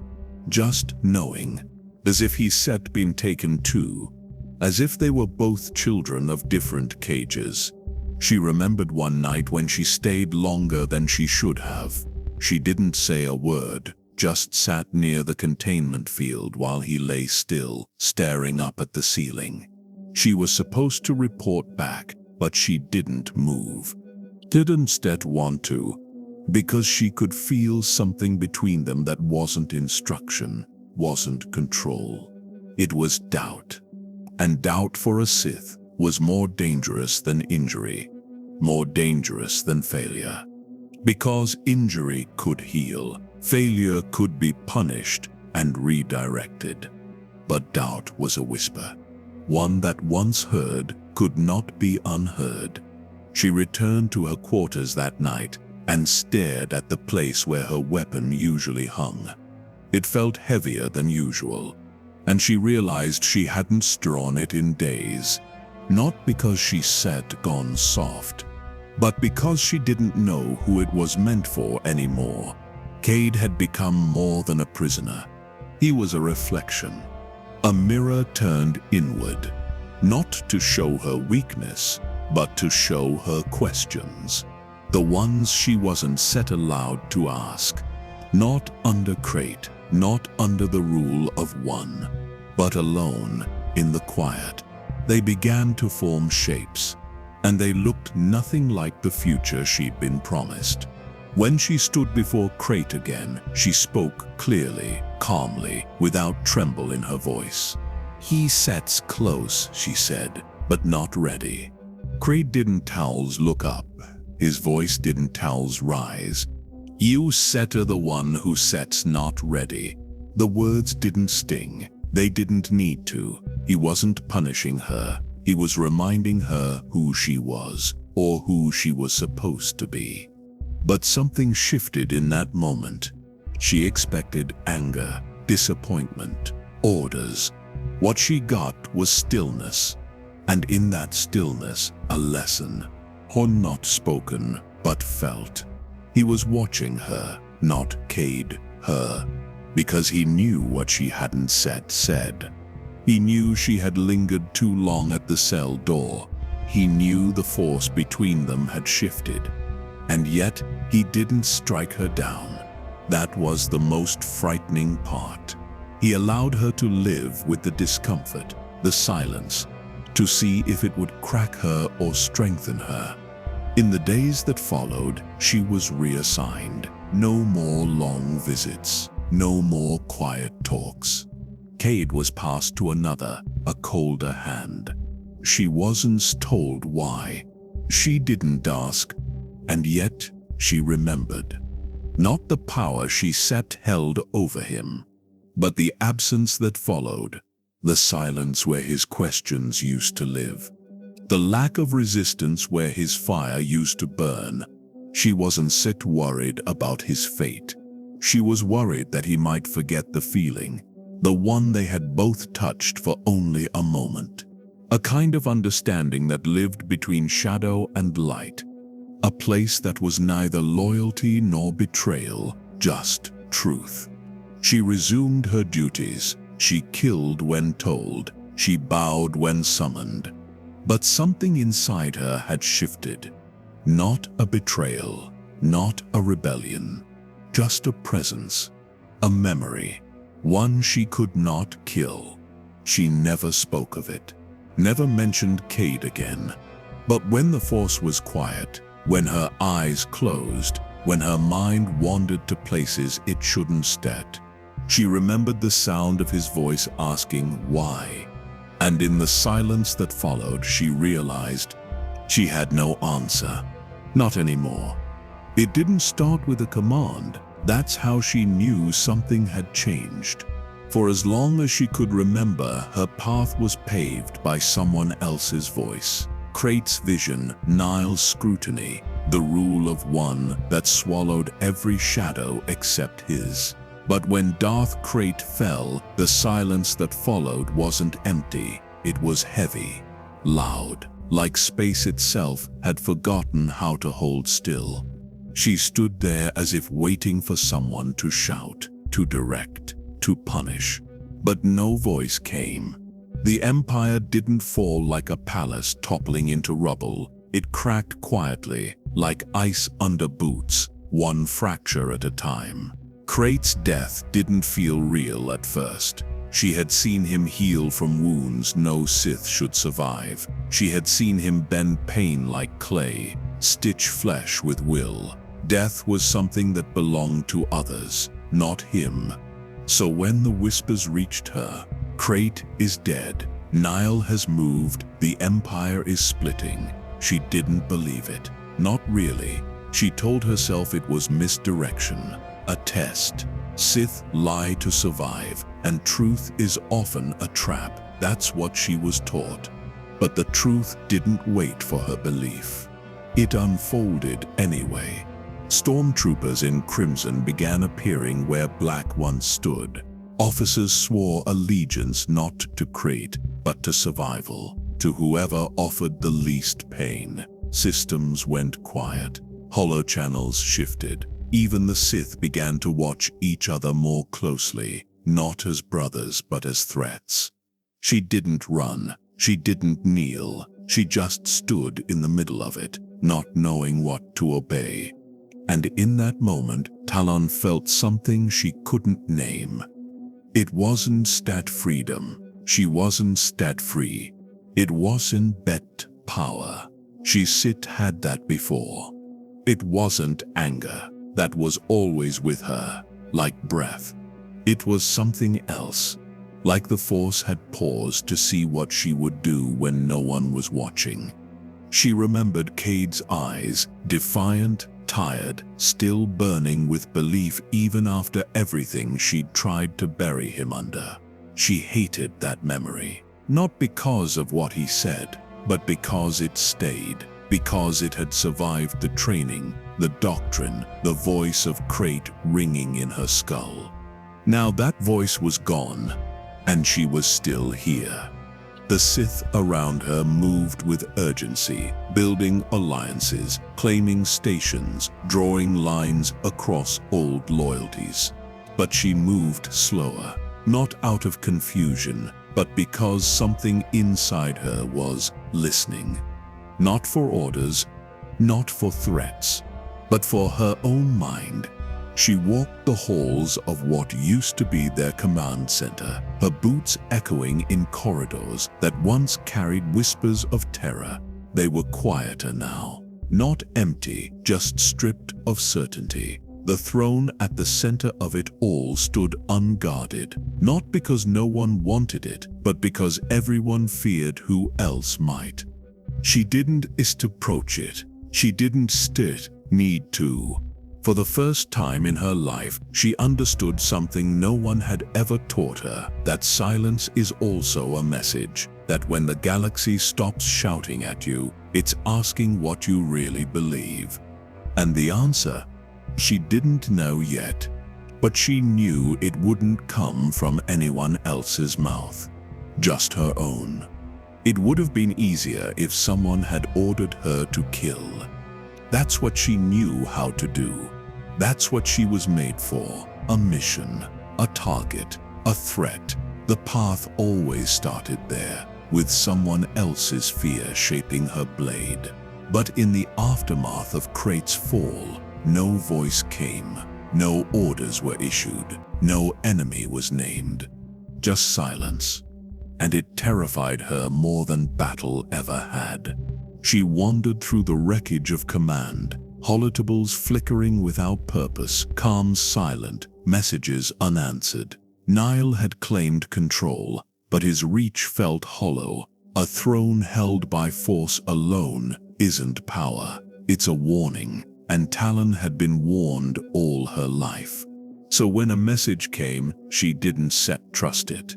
A fragment of coordinates, a signal pinged from one of Krayt's former vessels. No origin, no command seal, just a name written in code she hadn't seen since the early days of her training.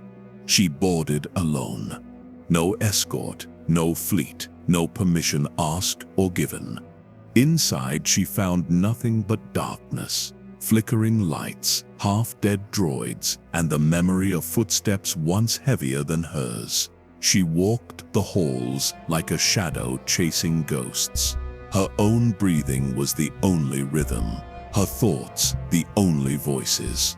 The vessel had once been used to transport captured Jedi, interrogations, conversions, experiments.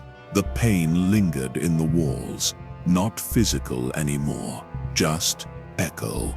She found a chamber marked by Krayt's sigil, not the newer crest worn by his army, but the older one, from before he'd called himself Emperor, from when he still believed he could save the galaxy by conquering it. She stared at it for a long time, then opened the door. Inside was a memory, not in the form of holos or relics, but a single lightsaber resting on a slab of metal, untouched by time or hands. Krayt's, Cade's, her own? She couldn't tell. It didn't matter. She didn't pick it up. Instead, she sat down. Not to meditate. Sith didn't meditate. But to remember. She remembered being taken, being taught, being broken and sharpened, and made into something that could kill without question. She remembered her first mission, her first failure, her first scar. None of it was hers. It was all part of Krayt's plan. Her life had been one long command chain. But now she wasn't sit in the chain. She was just a single link, disconnected, still glowing, still burning, but not attached to anything anymore. She stared at the saber and waited to feel something. Loyalty, rage, purpose. Nothing came, only memory. She thought of Cade again, not just his defiance, but his grief. The way he carried death like it belonged to him. The way he had looked at her, not as a Sith, but as someone he couldn't save. And maybe didn't want to. She had hated him for that, for not trying harder, for letting her stay where she was. But now she saw it differently. Maybe he hadn't saved her because she wasn't ready to be saved. Maybe he had seen something in her she was only now beginning to understand. She stood, left the saber behind, and closed the door without sealing it. Some orders doth come from above. Some come from within, and those are the ones that stay. The first time she raised her lightsaber after Krayt's fall, she hesitated. Not because she couldn't win, because she wasn't sure why she was fighting anymore. The room had been filled with Imperials, some loyal to Nihil, some to themselves, and some who still whispered Krayt's name like a prayer. It should have been simple. A purge, a proving ground, the kind of moment Talon was built for. But something in her had changed. She didn't feel rage when they called her a traitor. She didn't feel loyalty when they screamed Krayt's decrees. She didn't even feel clarity when her blade hummed to life. She only felt alone. And in that loneliness, something else surfaced. Not fear, not doubt. A question. What am I without someone else? Cade's will. The fight came anyway. It always did. Blades clashed, orders turned into screams, blood turned into steam. She moved through it like instinct, not ideology. Her body knew how to kill, but her mind kept watching, judging, asking. When it was over, the silence returned. But this time, it wasn't set peaceful. It was waiting. The survivors stared at her, some terrified, some awed. One knelt. She didn't tell them to rise. She didn't tell them anything. Because in that moment she realized they weren't looking at a leader. They were looking for one. And she was ready to be that. Not because she lacked power, because she didn't know what she believed in. She had always followed power. First Krayt, then the Empire, then the mission. Now, she wasn't following. She was being followed, and that frightened her more than any Jedi ever had. She retreated to the shadows again, not to hide, to think, to remember. There had been a moment years ago during her training, a trial designed to expose weakness. The Sith didn't call it that. They called it forging, but it was a test of identity. They locked her in a chamber for 3 days with no food, no light, no voice but her own. The only question on the wall was, what will remain when the galaxy forgets your name? At the time, she had answered with pride, my strength. Now she wasn't so sure. Strength fades, fear fades, even memory fades. But choices, they linger, especially the ones you make when no one's watching. She thought again of Cade Skywalker, of the moment she could have ended him, but didn't.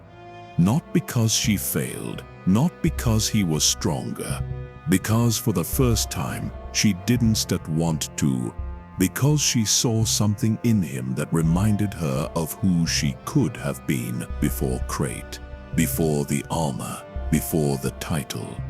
And now, standing among the ruins of a fractured empire, she realized she wasn't a Sith anymore. Not in the way they taught her, not in the way they expected. She still wielded the dark side, still moved through it like breath, but she no longer belonged to it. She had taken her blade and pointed it inward, not to destroy herself, but to separate herself from who she had been told to be. She didn't speak of this revelation, not to the others, not to herself, but in the way she stood, in the way she chose her next mission, in the way she left that hall without claiming a throne. That was her answer. She didn't report to anyone after that day.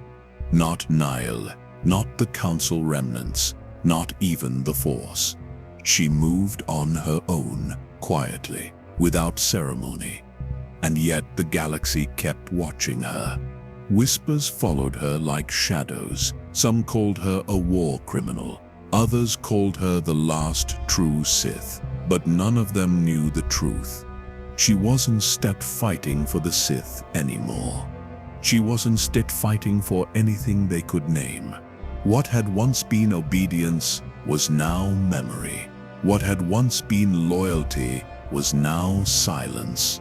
She still took missions, still hunted Jedi when needed, still answered threats with red light and finality. But somewhere in her movements, the sharpness had changed.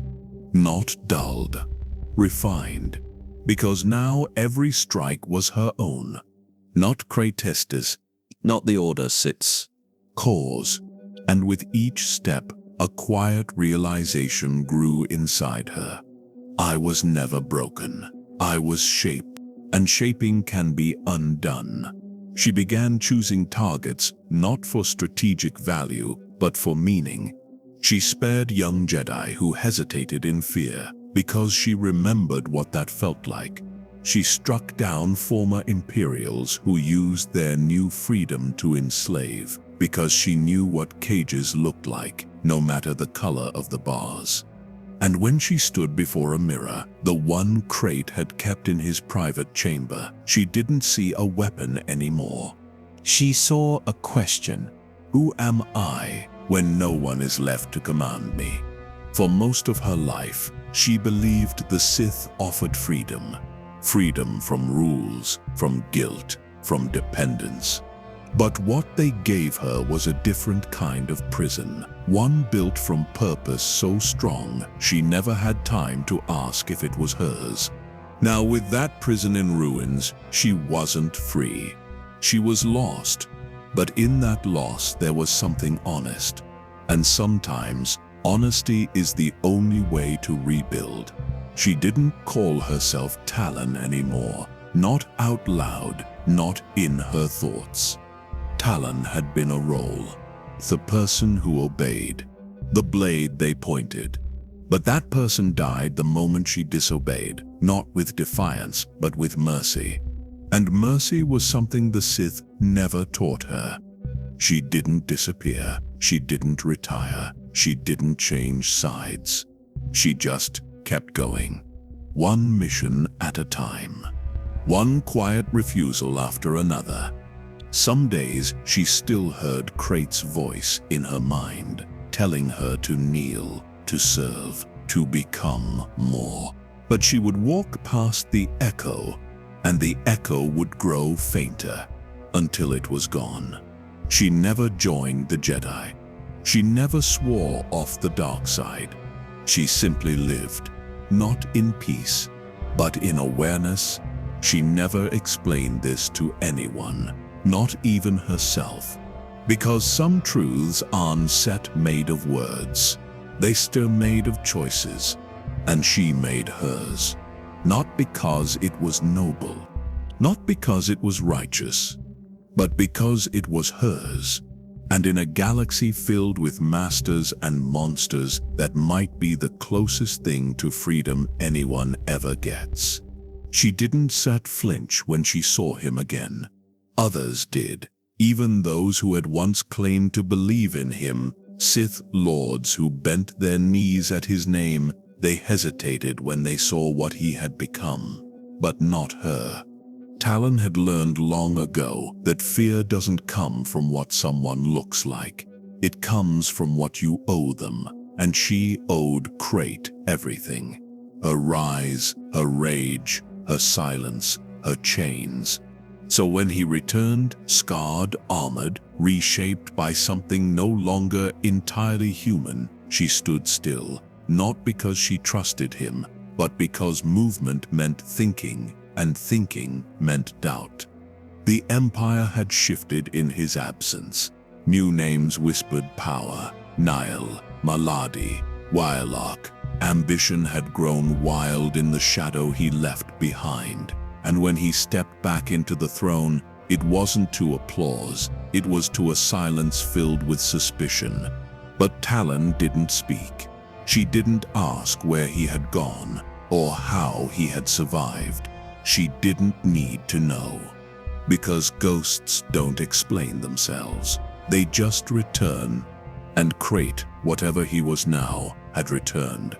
She remembered the first time he looked at her, not with the eyes of a teacher, but something colder, like she was a piece of metal being shaped, not for war, for obedience. She had been proud of that once, to be molded by the will of someone greater. But now that will seemed hollow, not because he was weaker, but because he no longer seemed to see her. Not really. His eyes scanned past her like she was part of the architecture. Talon didn't mind being used. She minded being forgotten. There were whispers in the halls, quiet talk behind armor. Some said Krayt's body was falling apart. Others said he had mastered death itself. Some claimed he was no longer bound to the Force at all. Something different, something wrong. Talon didn't care which rumor was true. She only cared about what it meant. Because if Krayt could die and still return, then everything she understood about loyalty had to be questioned. Death had once been the final command. You serve until the end, and then it's over. That's what made it noble. That's what made it clear. But Krayt changed that. Now she didn't know if she was following a leader or a ghost who refused to leave. His orders came the same as always, cold, final, without explanation, and she followed them, not out of belief, out of rhythm. That was the part she didn't know how to explain, even to herself. It wasn't stet loyalty anymore. It wasn't stet even fear. It was the habit of being his. That night, alone in the meditation chamber, she tried to remember the last time she had made a choice without Krayt's voice in her head. The last time her blade moved because she wanted it to, not because she was told. The memory didn't come, but another one did. A flicker of a younger Talon, kneeling, being marked with red tattoos, eyes closed, heart pounding, not because she was afraid, but because she believed the pain meant purpose, that obedience meant strength. She missed that version of herself, the one who didn't ask questions, because now the questions were louder than his commands, and louder still were the ghosts. It always began the same way, not with sound, with presence. A chill that crept beneath her armor, a flicker in the edge of her vision, the subtle, impossible feeling that she wasn't alone, even when no one else was there. The voice never shouted. It didn't need to. It had spoken once long ago and left its mark. Now it only whispered, not through the Force, through memory. You belong to the dark. Darth Rune had said that. Her first master, her first lesson, her first kill. She hadn't mourned him. Krayt had ordered her to strike him down, and she did, without hesitation, without guilt. At least, that's what she told herself. But lately, when silence lingered too long, she heard him again, not the words. The weight, not of what she'd done, but what she'd become since. Runis had been cruel, brutal, but honest. His teachings were edged like blades, simple, sharp, unrelenting. He believed power was pain, that discipline was carved, not taught. She hated him. She feared him. But at least he saw her. Krayt didn't even look anymore. She wondered if that was why Rune's ghost returned, because some part of her missed being seen, even if it was through punishment. The halls of the rebuilt temple were colder now, not in temperature, in feeling. Fewer Sith walked with certainty. Most looked over their shoulders. The power shifts had shattered the illusion of order, and in its place was a quiet scrambling. Everyone pretending they still believed in the plan. Talon didn't pretend. She walked the same way she always had, but inside she was waiting. Not for Krayt Sith's next command. For the moment she wouldn't follow it.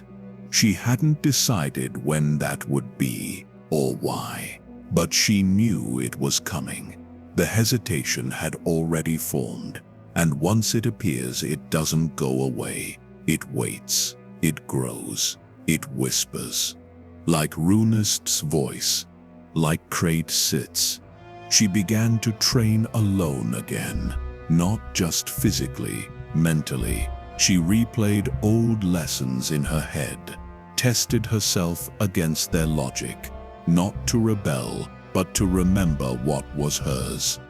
It had been years since she questioned anything, years since she asked herself what she believed, separate from what she was told. The answers didn't come quickly, but the questions kept returning. Why did she still kneel? Why did she still obey? What did she gain that was still hers? The first time she asked that, the voice didn't answer.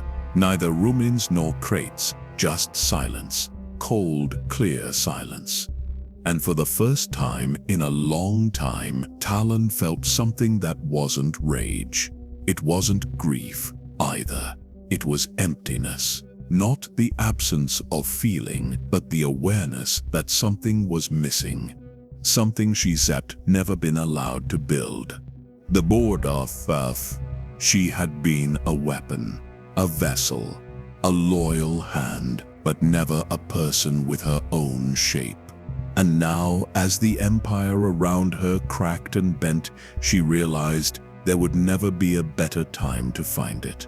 She didn't say this out loud, didn't write it, didn't confess it in thought or prayer. But it lived in the way she moved, a little slower, a little less certain. And in the way she looked at Krayt now, not with awe, not with fear, but with distance. She still followed him, but part of her had already stepped away, and the voice that once told her she belonged to the dark, it hadn't vanished, but it no longer sounded like the truth. They say the dead darn dead speak, but that's a lie. They speak all the time. Not in words, in memory. In choices you can't undo. In the weight of paths you were forced to take. In the silence that follows after power fades. Darth Talon didn't see ghosts. She carried them. Cade's face came first. Not the boy he was when they found him. Lost, angry, heavy with pain. But the look he gave her when he left. The way he turned without a word, without blame, without hate. It wasn't Sith pity. It was understanding. And that haunted her more than any Jedi ever could. Because deep down, she knew he saw something in her, something she never gave herself permission to see. That she wasn't just a tool. That she wasn't just Sith. That maybe for a second she could have been something else. That moment passed, like all moments do, but it didn't disappear. It rooted itself, quietly. And now, when she remembered Cade, she didn't think of the hunt or the missions or the failure to convert him. She thought of that look, that soft final silence between them. It was instead just him. She remembered Darth Nihilus, the tension in his voice when he started to question Krayt, the way his loyalty cracked first, not because he was weak, but because he was the first to admit fear. She had mocked him then, told herself he lacked vision. But now she understood. He wasn't afraid of Krayt. He was afraid of losing himself. And that was what made Talon pause, because she realized she didn't fear death, or exile, or failure. She feared losing whatever piece of herself still remembered who she used to be, before the tattoos, before the saber, before the kneeling. Even Darth Wylock came back to her thoughts. His precision, his cold intellect. He never needed power. He used knowledge like a blade. But in the end, even he fell to the same mistake, thinking Krayt's vision was stronger than his own. They all had visions once. Now they were shadows, names whispered only in fear or forgotten entirely. Talon wondered who would speak her name when she was gone. Would she be remembered as Krayt's blade? Or would anyone remember the girl who hesitated? The one who almost believed Cade?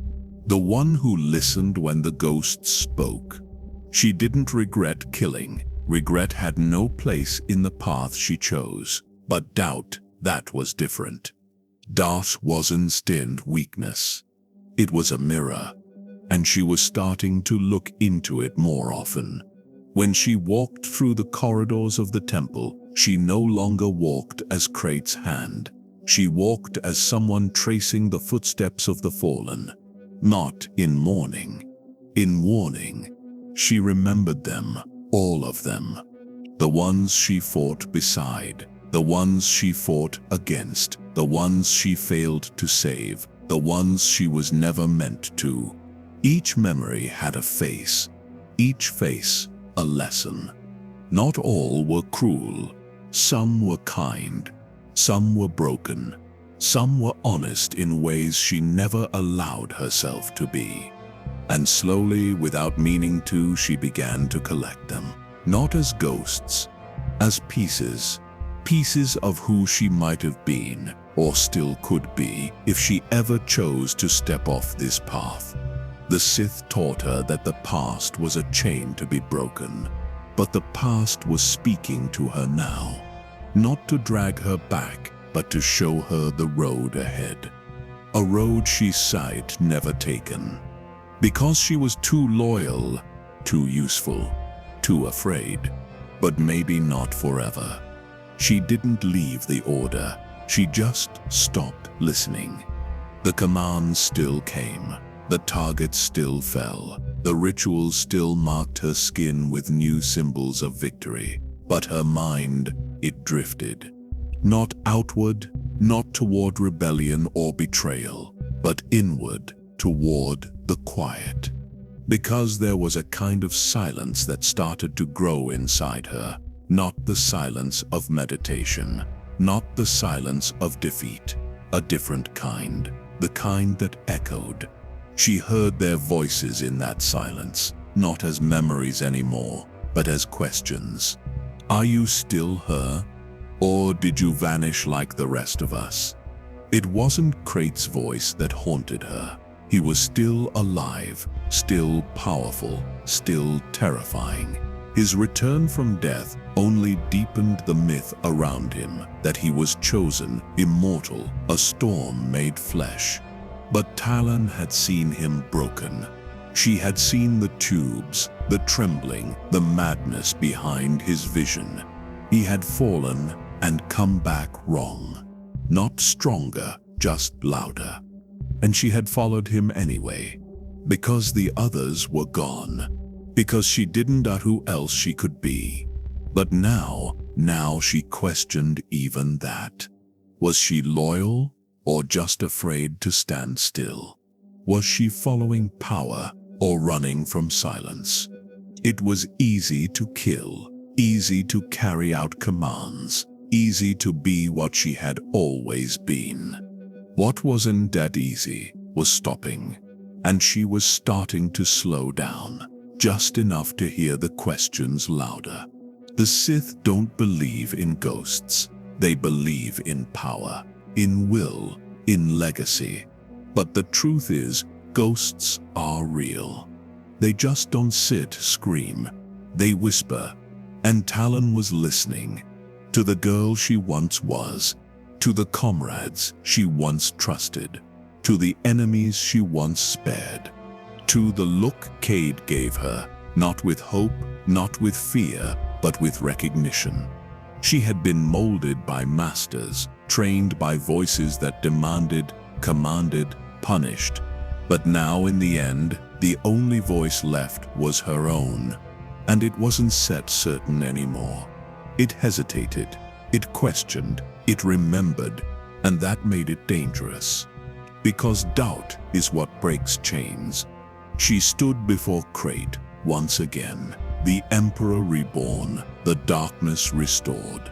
Around them, the galaxy bent and burned in new wars, old cycles, repeated names with different banners. He spoke of vision, of control, of destiny, and she nodded. But her eyes were quiet. She wasn't set challenging him, not yet. But she wasn't set empty anymore either. She still carried the ghosts, but now she wasn't trying to bury them. She was learning from them, from Nihil Set's defiance, from Wi'lak Sith's cold logic, from Cade Skywalker's silence, from her own hesitation. She wasn't set free, not yet, but she wasn't set blind either. And in the Sith, awareness is the first fracture. She would not run, not from Krayt, not from the war, not from herself. But she would no longer follow blindly. The galaxy would turn again. New threats would rise. The war would reshape and rename itself 100 more times. But Darth Talon, she had changed. The red tattoos on her skin would remain. But the voice inside had returned, and it no longer repeated what others told her. It asked questions. It remembered faces. It whispered truths that power could not erase. Not all voices fade. Some stay long enough to be heard again. There was no ceremony, no battle cry, no thunder in the skies, just the quiet kind of ending, the kind that doesn't ask for witnesses. Krayt was gone, not defeated in a moment of glory, not torn down by the Jedi in some final stand of justice. He vanished beneath the weight of his own ambition. The order he'd built, shaped, and ruled by fear crumbled without him. And Talon, she remained. She stood where the fire had been and found only ashes, no footsteps to follow, no voices in her ear, just a galaxy that had stopped looking at her. Once her name could make senators flinch and Jedi hesitate. She was the shadow behind Krayt's will, the crimson flame that obeyed without question, killed without pause. Every world she stepped on, she stepped with purpose. She carried orders like blood in her veins. Now, she didn't know what to carry. The galaxy had changed, not all at once. Not like an explosion, more like dust settling after the roof caves in. The Jedi began to resurface, not in triumph, but in survival. One by one they appeared across systems, quiet, wounded, alive. The Sith scattered. The One Sith was never built to endure without Krayt. His will was the glue, his madness the blueprint, and when it disappeared, so did the structure. Some tried to claim power, others fled. A few begged the stars to give them a sign. Talon waited, not because she believed he would return, but because she didn't know how to be anything else. The ship she flew wasn't tracked anymore. Nobody chased her through hyperspace. No Jedi warnings went out when her signal was detected. It was like she had been erased, not from life, but from memory. The worst part wasn't Set being hunted. It was being forgotten. She went to old outposts, silent, abandoned. She replayed the missions they'd given her, the ones she had carved into planets and people. She searched for patterns, some logic that could help her rebuild what they'd lost. But the galaxy had moved on. New leaders, new wars, new fears. None of them knew her name. And those who did, the Jedi, the survivors, didn't come for her. They didn't whisper warnings. They didn't prepare for her return. They just lived.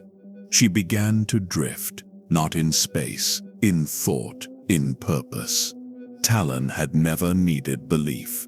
She needed orders, a task, a name to kill, a master to serve. Without that, the silence became louder than any explosion she'd ever caused.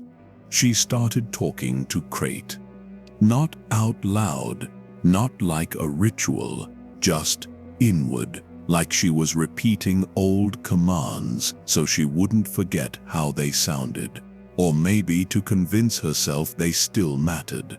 But they didn't hit. She walked through cantinas that used to hide Sith agents and found only merchants. She flew above cities where Jedi blood had once painted the rooftops and found children laughing in the streets. She stood in places that once defined her and realized they didn't remember. What happens to a weapon when the war ends? Talon didn't know, but she was starting to understand what it felt like to rust. And yet, some part of her kept listening, waiting, not for a voice, exactly, but for something familiar, some ripple in the Force that said she wasn't alone in the silence. But the Force stayed quiet, just like the galaxy, just like the name Darth Talon, which now lived only in her own mind. She tried to wear the silence like armor, pretend it was peace, that the stillness meant safety. But she'd been born into war, trained in obedience, molded by noise, the kind that came from above, commands, threats, promises of pain and reward. Silence was that calm to her. It was abandonment.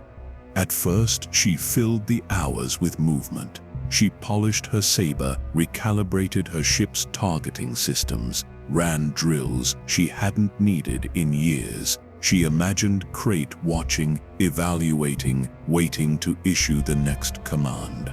She whispered missions into the dark of hyperspace, invented ones, recycled ones, just to feel the weight of purpose on her tongue. But even that started to fade. There was no mission, no Jedi target, no planet to conquer or destabilize. There was only her. Talon drifted from system to system, not searching, just staying ahead of the quiet. She would land on backwater planets, stalk the edges of markets, eavesdrop on political murmurs. She hoped someone would speak her name, even in fear, even in hatred, anything that proved she still existed in their minds. But her legend didn't travel. It had died with the last scream of the One Sith. Once she walked like a shadow behind empires. Now she blended with the traders, the smugglers, the forgettable. Her tattoos didn't draw attention anymore. They looked like art, not warning signs. Children stared, adults looked away. No one reached for a weapon. The silence wasn't just around her. It had entered her. She stopped hearing the voice she once called Krayt's, the one that told her where to go, who to strike, when to kneel. It was gone. Not vanished in anger, just faded. She began to question if it had ever been real. Maybe she hadn't heard him through the Force. Maybe she had just learned to guess what he'd say and called it obedience. Maybe loyalty was just memory with a voice. And when the voice died, the memory did too. She sat in the cockpit one night, watching a red star collapse on the horizon of an unmarked moon. The silence felt like gravity, not heavy, just inescapable. She realized then she'd never chosen anything in her life. Not the order, not the pain, not the face she showed the galaxy. Everything had been chosen for her. She thought of Darth Rune, her first master, the one she killed without hesitation, the one whose blood sealed her place under Krayt's rule. She remembered the way his voice had sounded when he realized what she was about to do. Not anger, not fear, just recognition, like he knew this was how all Sith stories ended. Now she understood what he felt in that moment. The silence of purpose ending. She didn't weep. Sith don't weep. But she closed her eyes and let her grip loosen on everything she thought she had to hold. What happens when your life was never really yours? When every step you took was someone else's footprint? When every order you followed led you deeper into a life that vanished the second no one was giving orders. Talon didn't know how to answer. She only knew the questions were growing louder than the silence. She flew to places no longer marked by Sith history, worlds the Order had touched but never claimed. She watched the people rebuild without ever knowing who had tried to destroy them. It was humbling in a way she didn't expect. Her legacy hadn't been erased. It had been irrelevant. The silence wasn't set punishing her. It was inviting her to listen, to remember, to face something she had never dared name before. Herself, she stopped carrying the communicator. There were no more transmissions to intercept, no voice from the Order, no secret calls. The galaxy wasn't looking for her, not to hunt her, not to recruit her, not even to remember her. For the first time in her life, Darth Talon wasn't being watched, and it terrified her. She tried to think like a survivor, like a warrior freed from chains. She told herself this was power. No masters, no mission, no leash around her will. But freedom felt cold when you didn't know what to do with it. Every morning felt like waiting for a ghost. She thought of other Sith, of their ends. Some had died in battle, some consumed by their own ambition. Others faded in exile, forgotten even by the Force. But Talon had no death, no throne, no exile, just open space, just floating. Her ship's logs were full of half-finished coordinates, destinations she plotted and erased, ideas that vanished before they became intentions. She drifted through the unknown regions, through the mid-rim, through places even maps hesitated to name. But there was no target waiting at the end of the stars. Just her. She meditated, or tried to. She remembered Krayt's teachings, the rage, the discipline, the hunger for order through control. But when she closed her eyes, she didn't see Krayt anymore. She saw Nihilus. She saw Maladi. She saw Rune. She saw the eyes of every master she'd knelt before. And then she saw herself. Not the Darth Talon the galaxy feared, but the girl she once was before the Sith gave her a name. A girl trained to be silent, to be sharp, to be a blade for someone else's war. She didn't just recognize that face anymore, because she said never been allowed to. Talon didn't know how to live without orders. Every instinct she had was tied to command, when to strike, where to go, who to obey. Even her sense of worth had been written in another's script, and now that script had burned away. She started landing on empty worlds, planets with no cities, no threats, no witnesses. She would walk their surfaces for hours, sometimes days, not searching, just proving to herself that she could move without being told. She stopped speaking aloud. The silence inside her wasn't set empty anymore. It was full of the things she was starting to hear, questions she'd never dared ask, feelings she'd never been allowed to name, memories she'd hidden beneath layers of obedience. She remembered the moment Krayt looked at her and didn't see a person, just a tool. She remembered how good that used to feel, to be useful, to be chosen, to be pointed like a weapon. And she realized how much that had cost her. Not just freedom, not just peace, but her own story. The Jedi feared emotion. The Sith fed on it, but neither had taught her how to sit with it, how to feel it without turning it into something else, how to listen to it without being consumed. Alone with no orders, Talon began to sense the Force differently, not as something to bend or obey, but as something alive. It moved through her memories like wind through ash, soft, quiet, undeniable. She didn't reach for it. She let it pass through her, not to guide her, not to reward her, just to be. Because maybe that was enough now. Not mission, not command, not legacy, just existence. She wasn't set a Sith Lord anymore, but maybe she wasn't starsed either. She was just waiting, not for a master, not for a war, but for something that wasn't built by someone else's will, a moment that would belong only to her. She never set course for Korriban, not because she feared it, but because she knew what waited there. Statues, tombs, whispers from the dead trying to trick the living into becoming like them. Darth Talon didn't need to hear from the past. She had lived it, and it hadn't left her. Even when the galaxy moved on, she carried it. The red skin wasn't war paint anymore. The markings weren't symbols of loyalty. The name Talon didn't ring out in fear across systems like it once had, but in the mirror of her ship, she still looked the same. Only now, the silence around her wasn't obedience.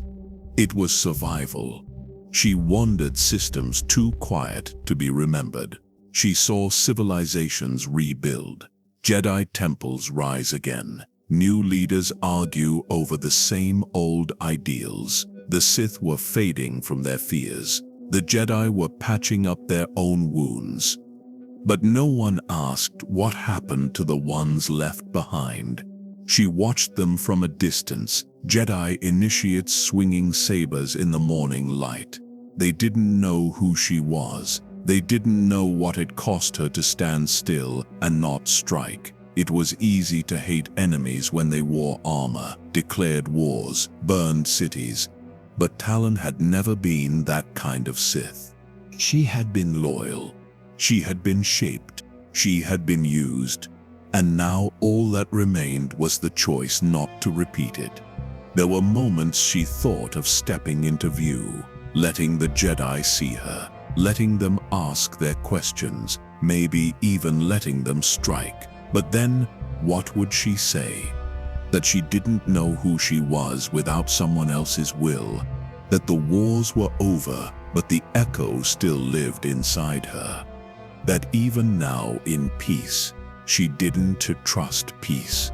She didn't doubt, because the galaxy always forgot the ones who followed orders too well. It built statues for the masters, told stories about the heroes, and buried the rest in names no one wanted to remember. Darth Talon didn't want a redemption arc. She didn't just want a legacy.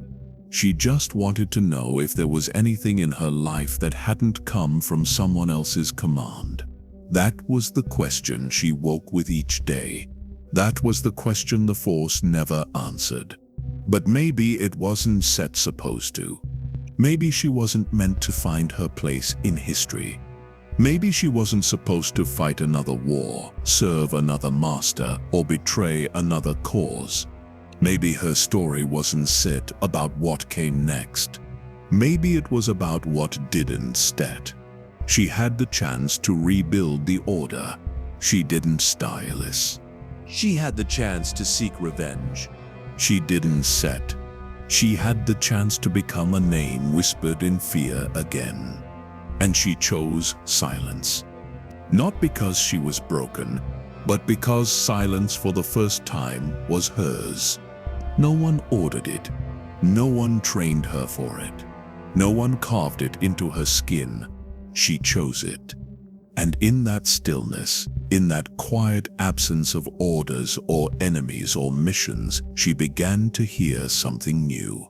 Not the voice of the Force, not the ghosts of the Sith, not even her own thoughts, but the sound of life moving forward without her, and the realization that maybe that was the way it was supposed to be.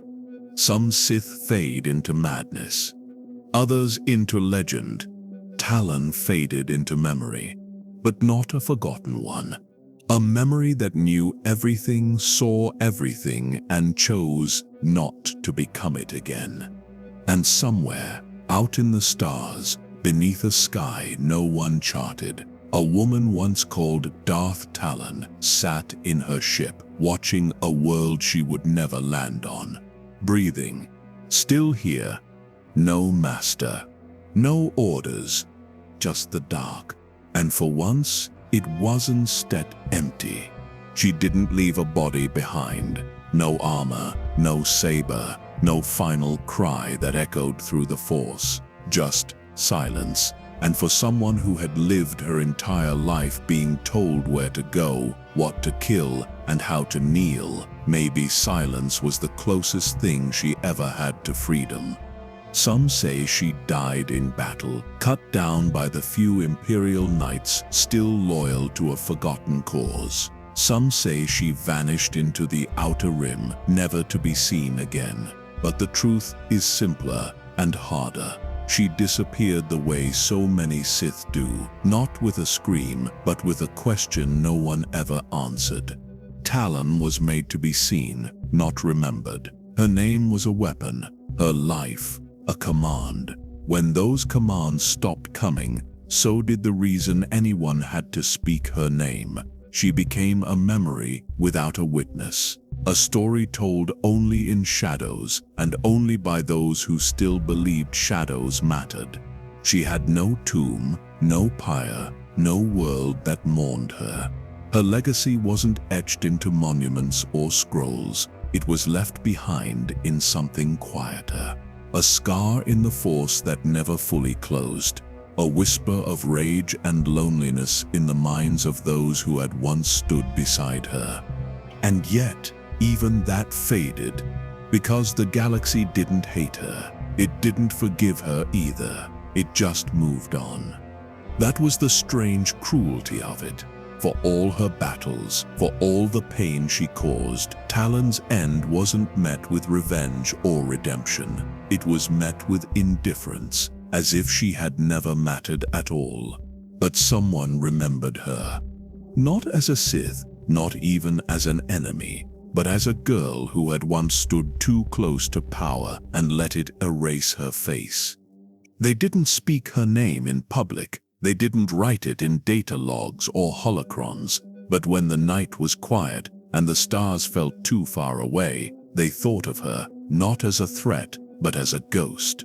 Because that's what she became in the end. Not a villain, not a savior, just a shadow that once asked what it meant to be more than that. And no one had the answer.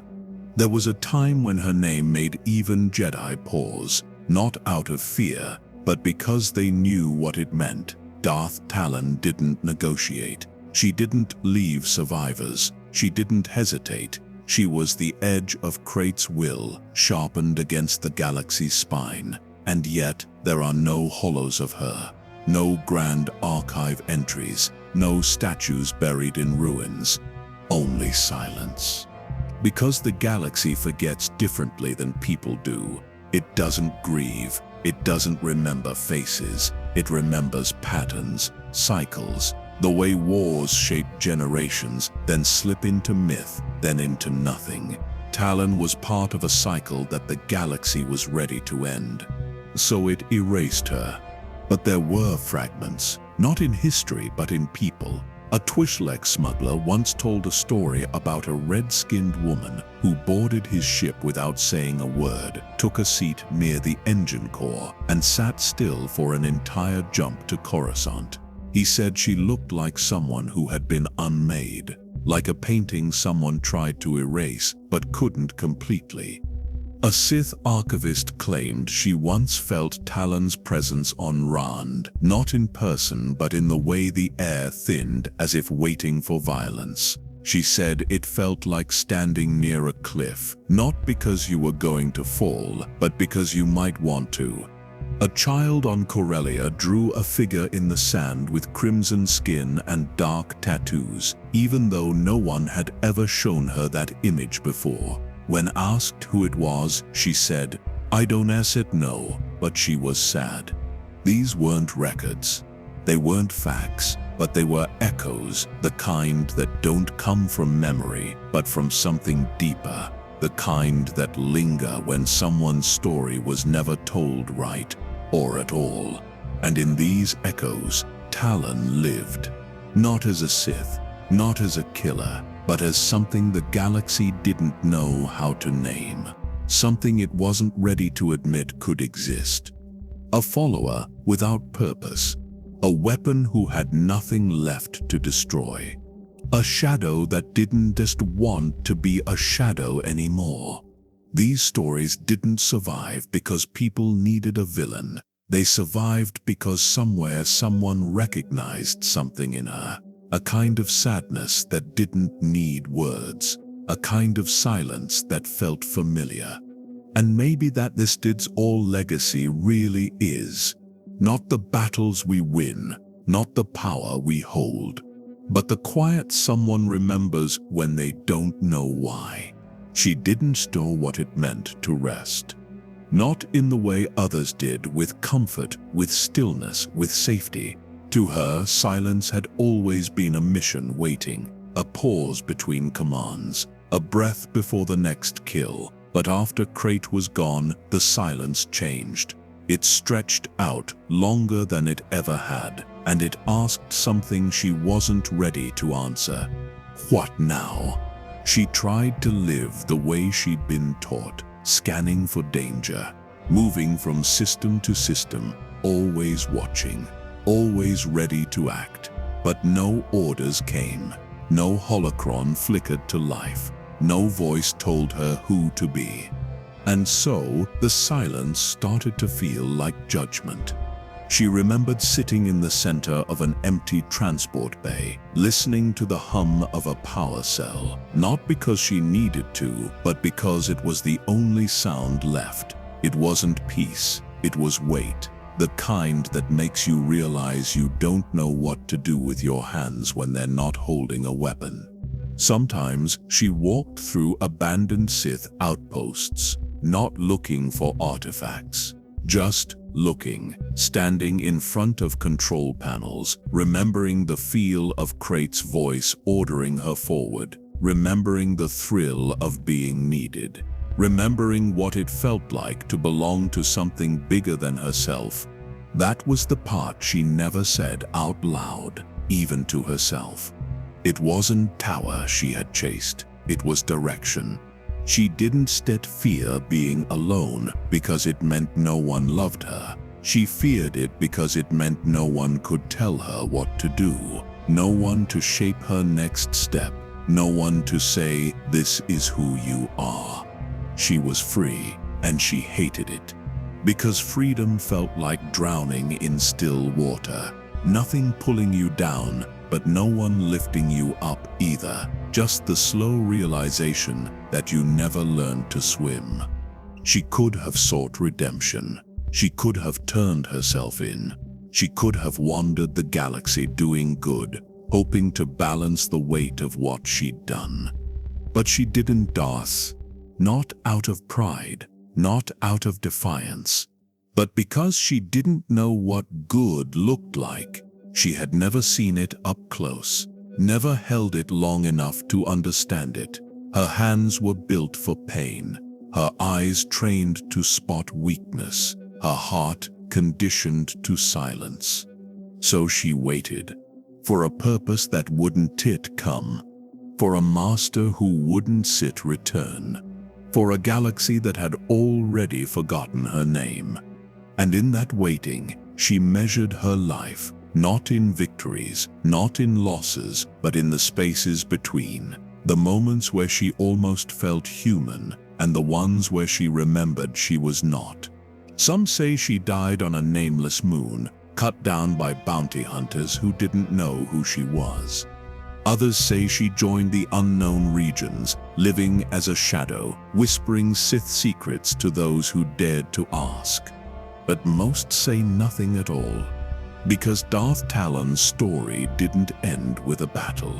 It ended in the way silence ends, slowly without anyone noticing. No final duel, no heroic fall, just absence. And the strange feeling that something powerful had vanished while no one was looking. The Jedi archives don't mention her final moments, not because she wasn't dangerous, but because her story didn't fit. She wasn't a grand villain. She didn't destroy planets. She didn't lead empires. She just followed. She was the last remnant of a belief that died before she did, that power without self is strength, that loyalty without choice is noble, that obedience is the highest form of worth. But the galaxy moved on. New wars came, new darkness rose, and the name Darth Talon became a ghost, not feared, not remembered, but felt like a wound that never fully healed, like a lesson half learned. And maybe that sips the truth of her ending. That she never really left. That somewhere in the corners of space where power once ruled, her presence lingers, not as a threat, but as a reminder, a whisper in the Force that says, "I was here, I was loyal, I was lost." Some Force sensitives claim they feel her in moments of hesitation, in the breath before a choice is made, in the silence between orders and action, as if the Force remembers her not as Sith, but as someone who almost understood what it meant to be more. Not every warrior ends in glory. Some disappear. Some fade. Some die standing, but not for what they believe, for what they were told. And yet the Force does not forget them. Somewhere out there, in the space between stars and memory, Darth Talon may still walk. Not as a monster, not as a martyr, but as the last shadow of an order that asked everything and gave nothing in return. She didn't become a hero. She didn't become a legend. But she did become something else. A warning, a question, a name the Force itself still speaks, not with fear but with sorrow. Because in the end, she wasn't set darkness. She was a reflection of those who used her. And when she vanished, the silence didn't celebrate. It grieved.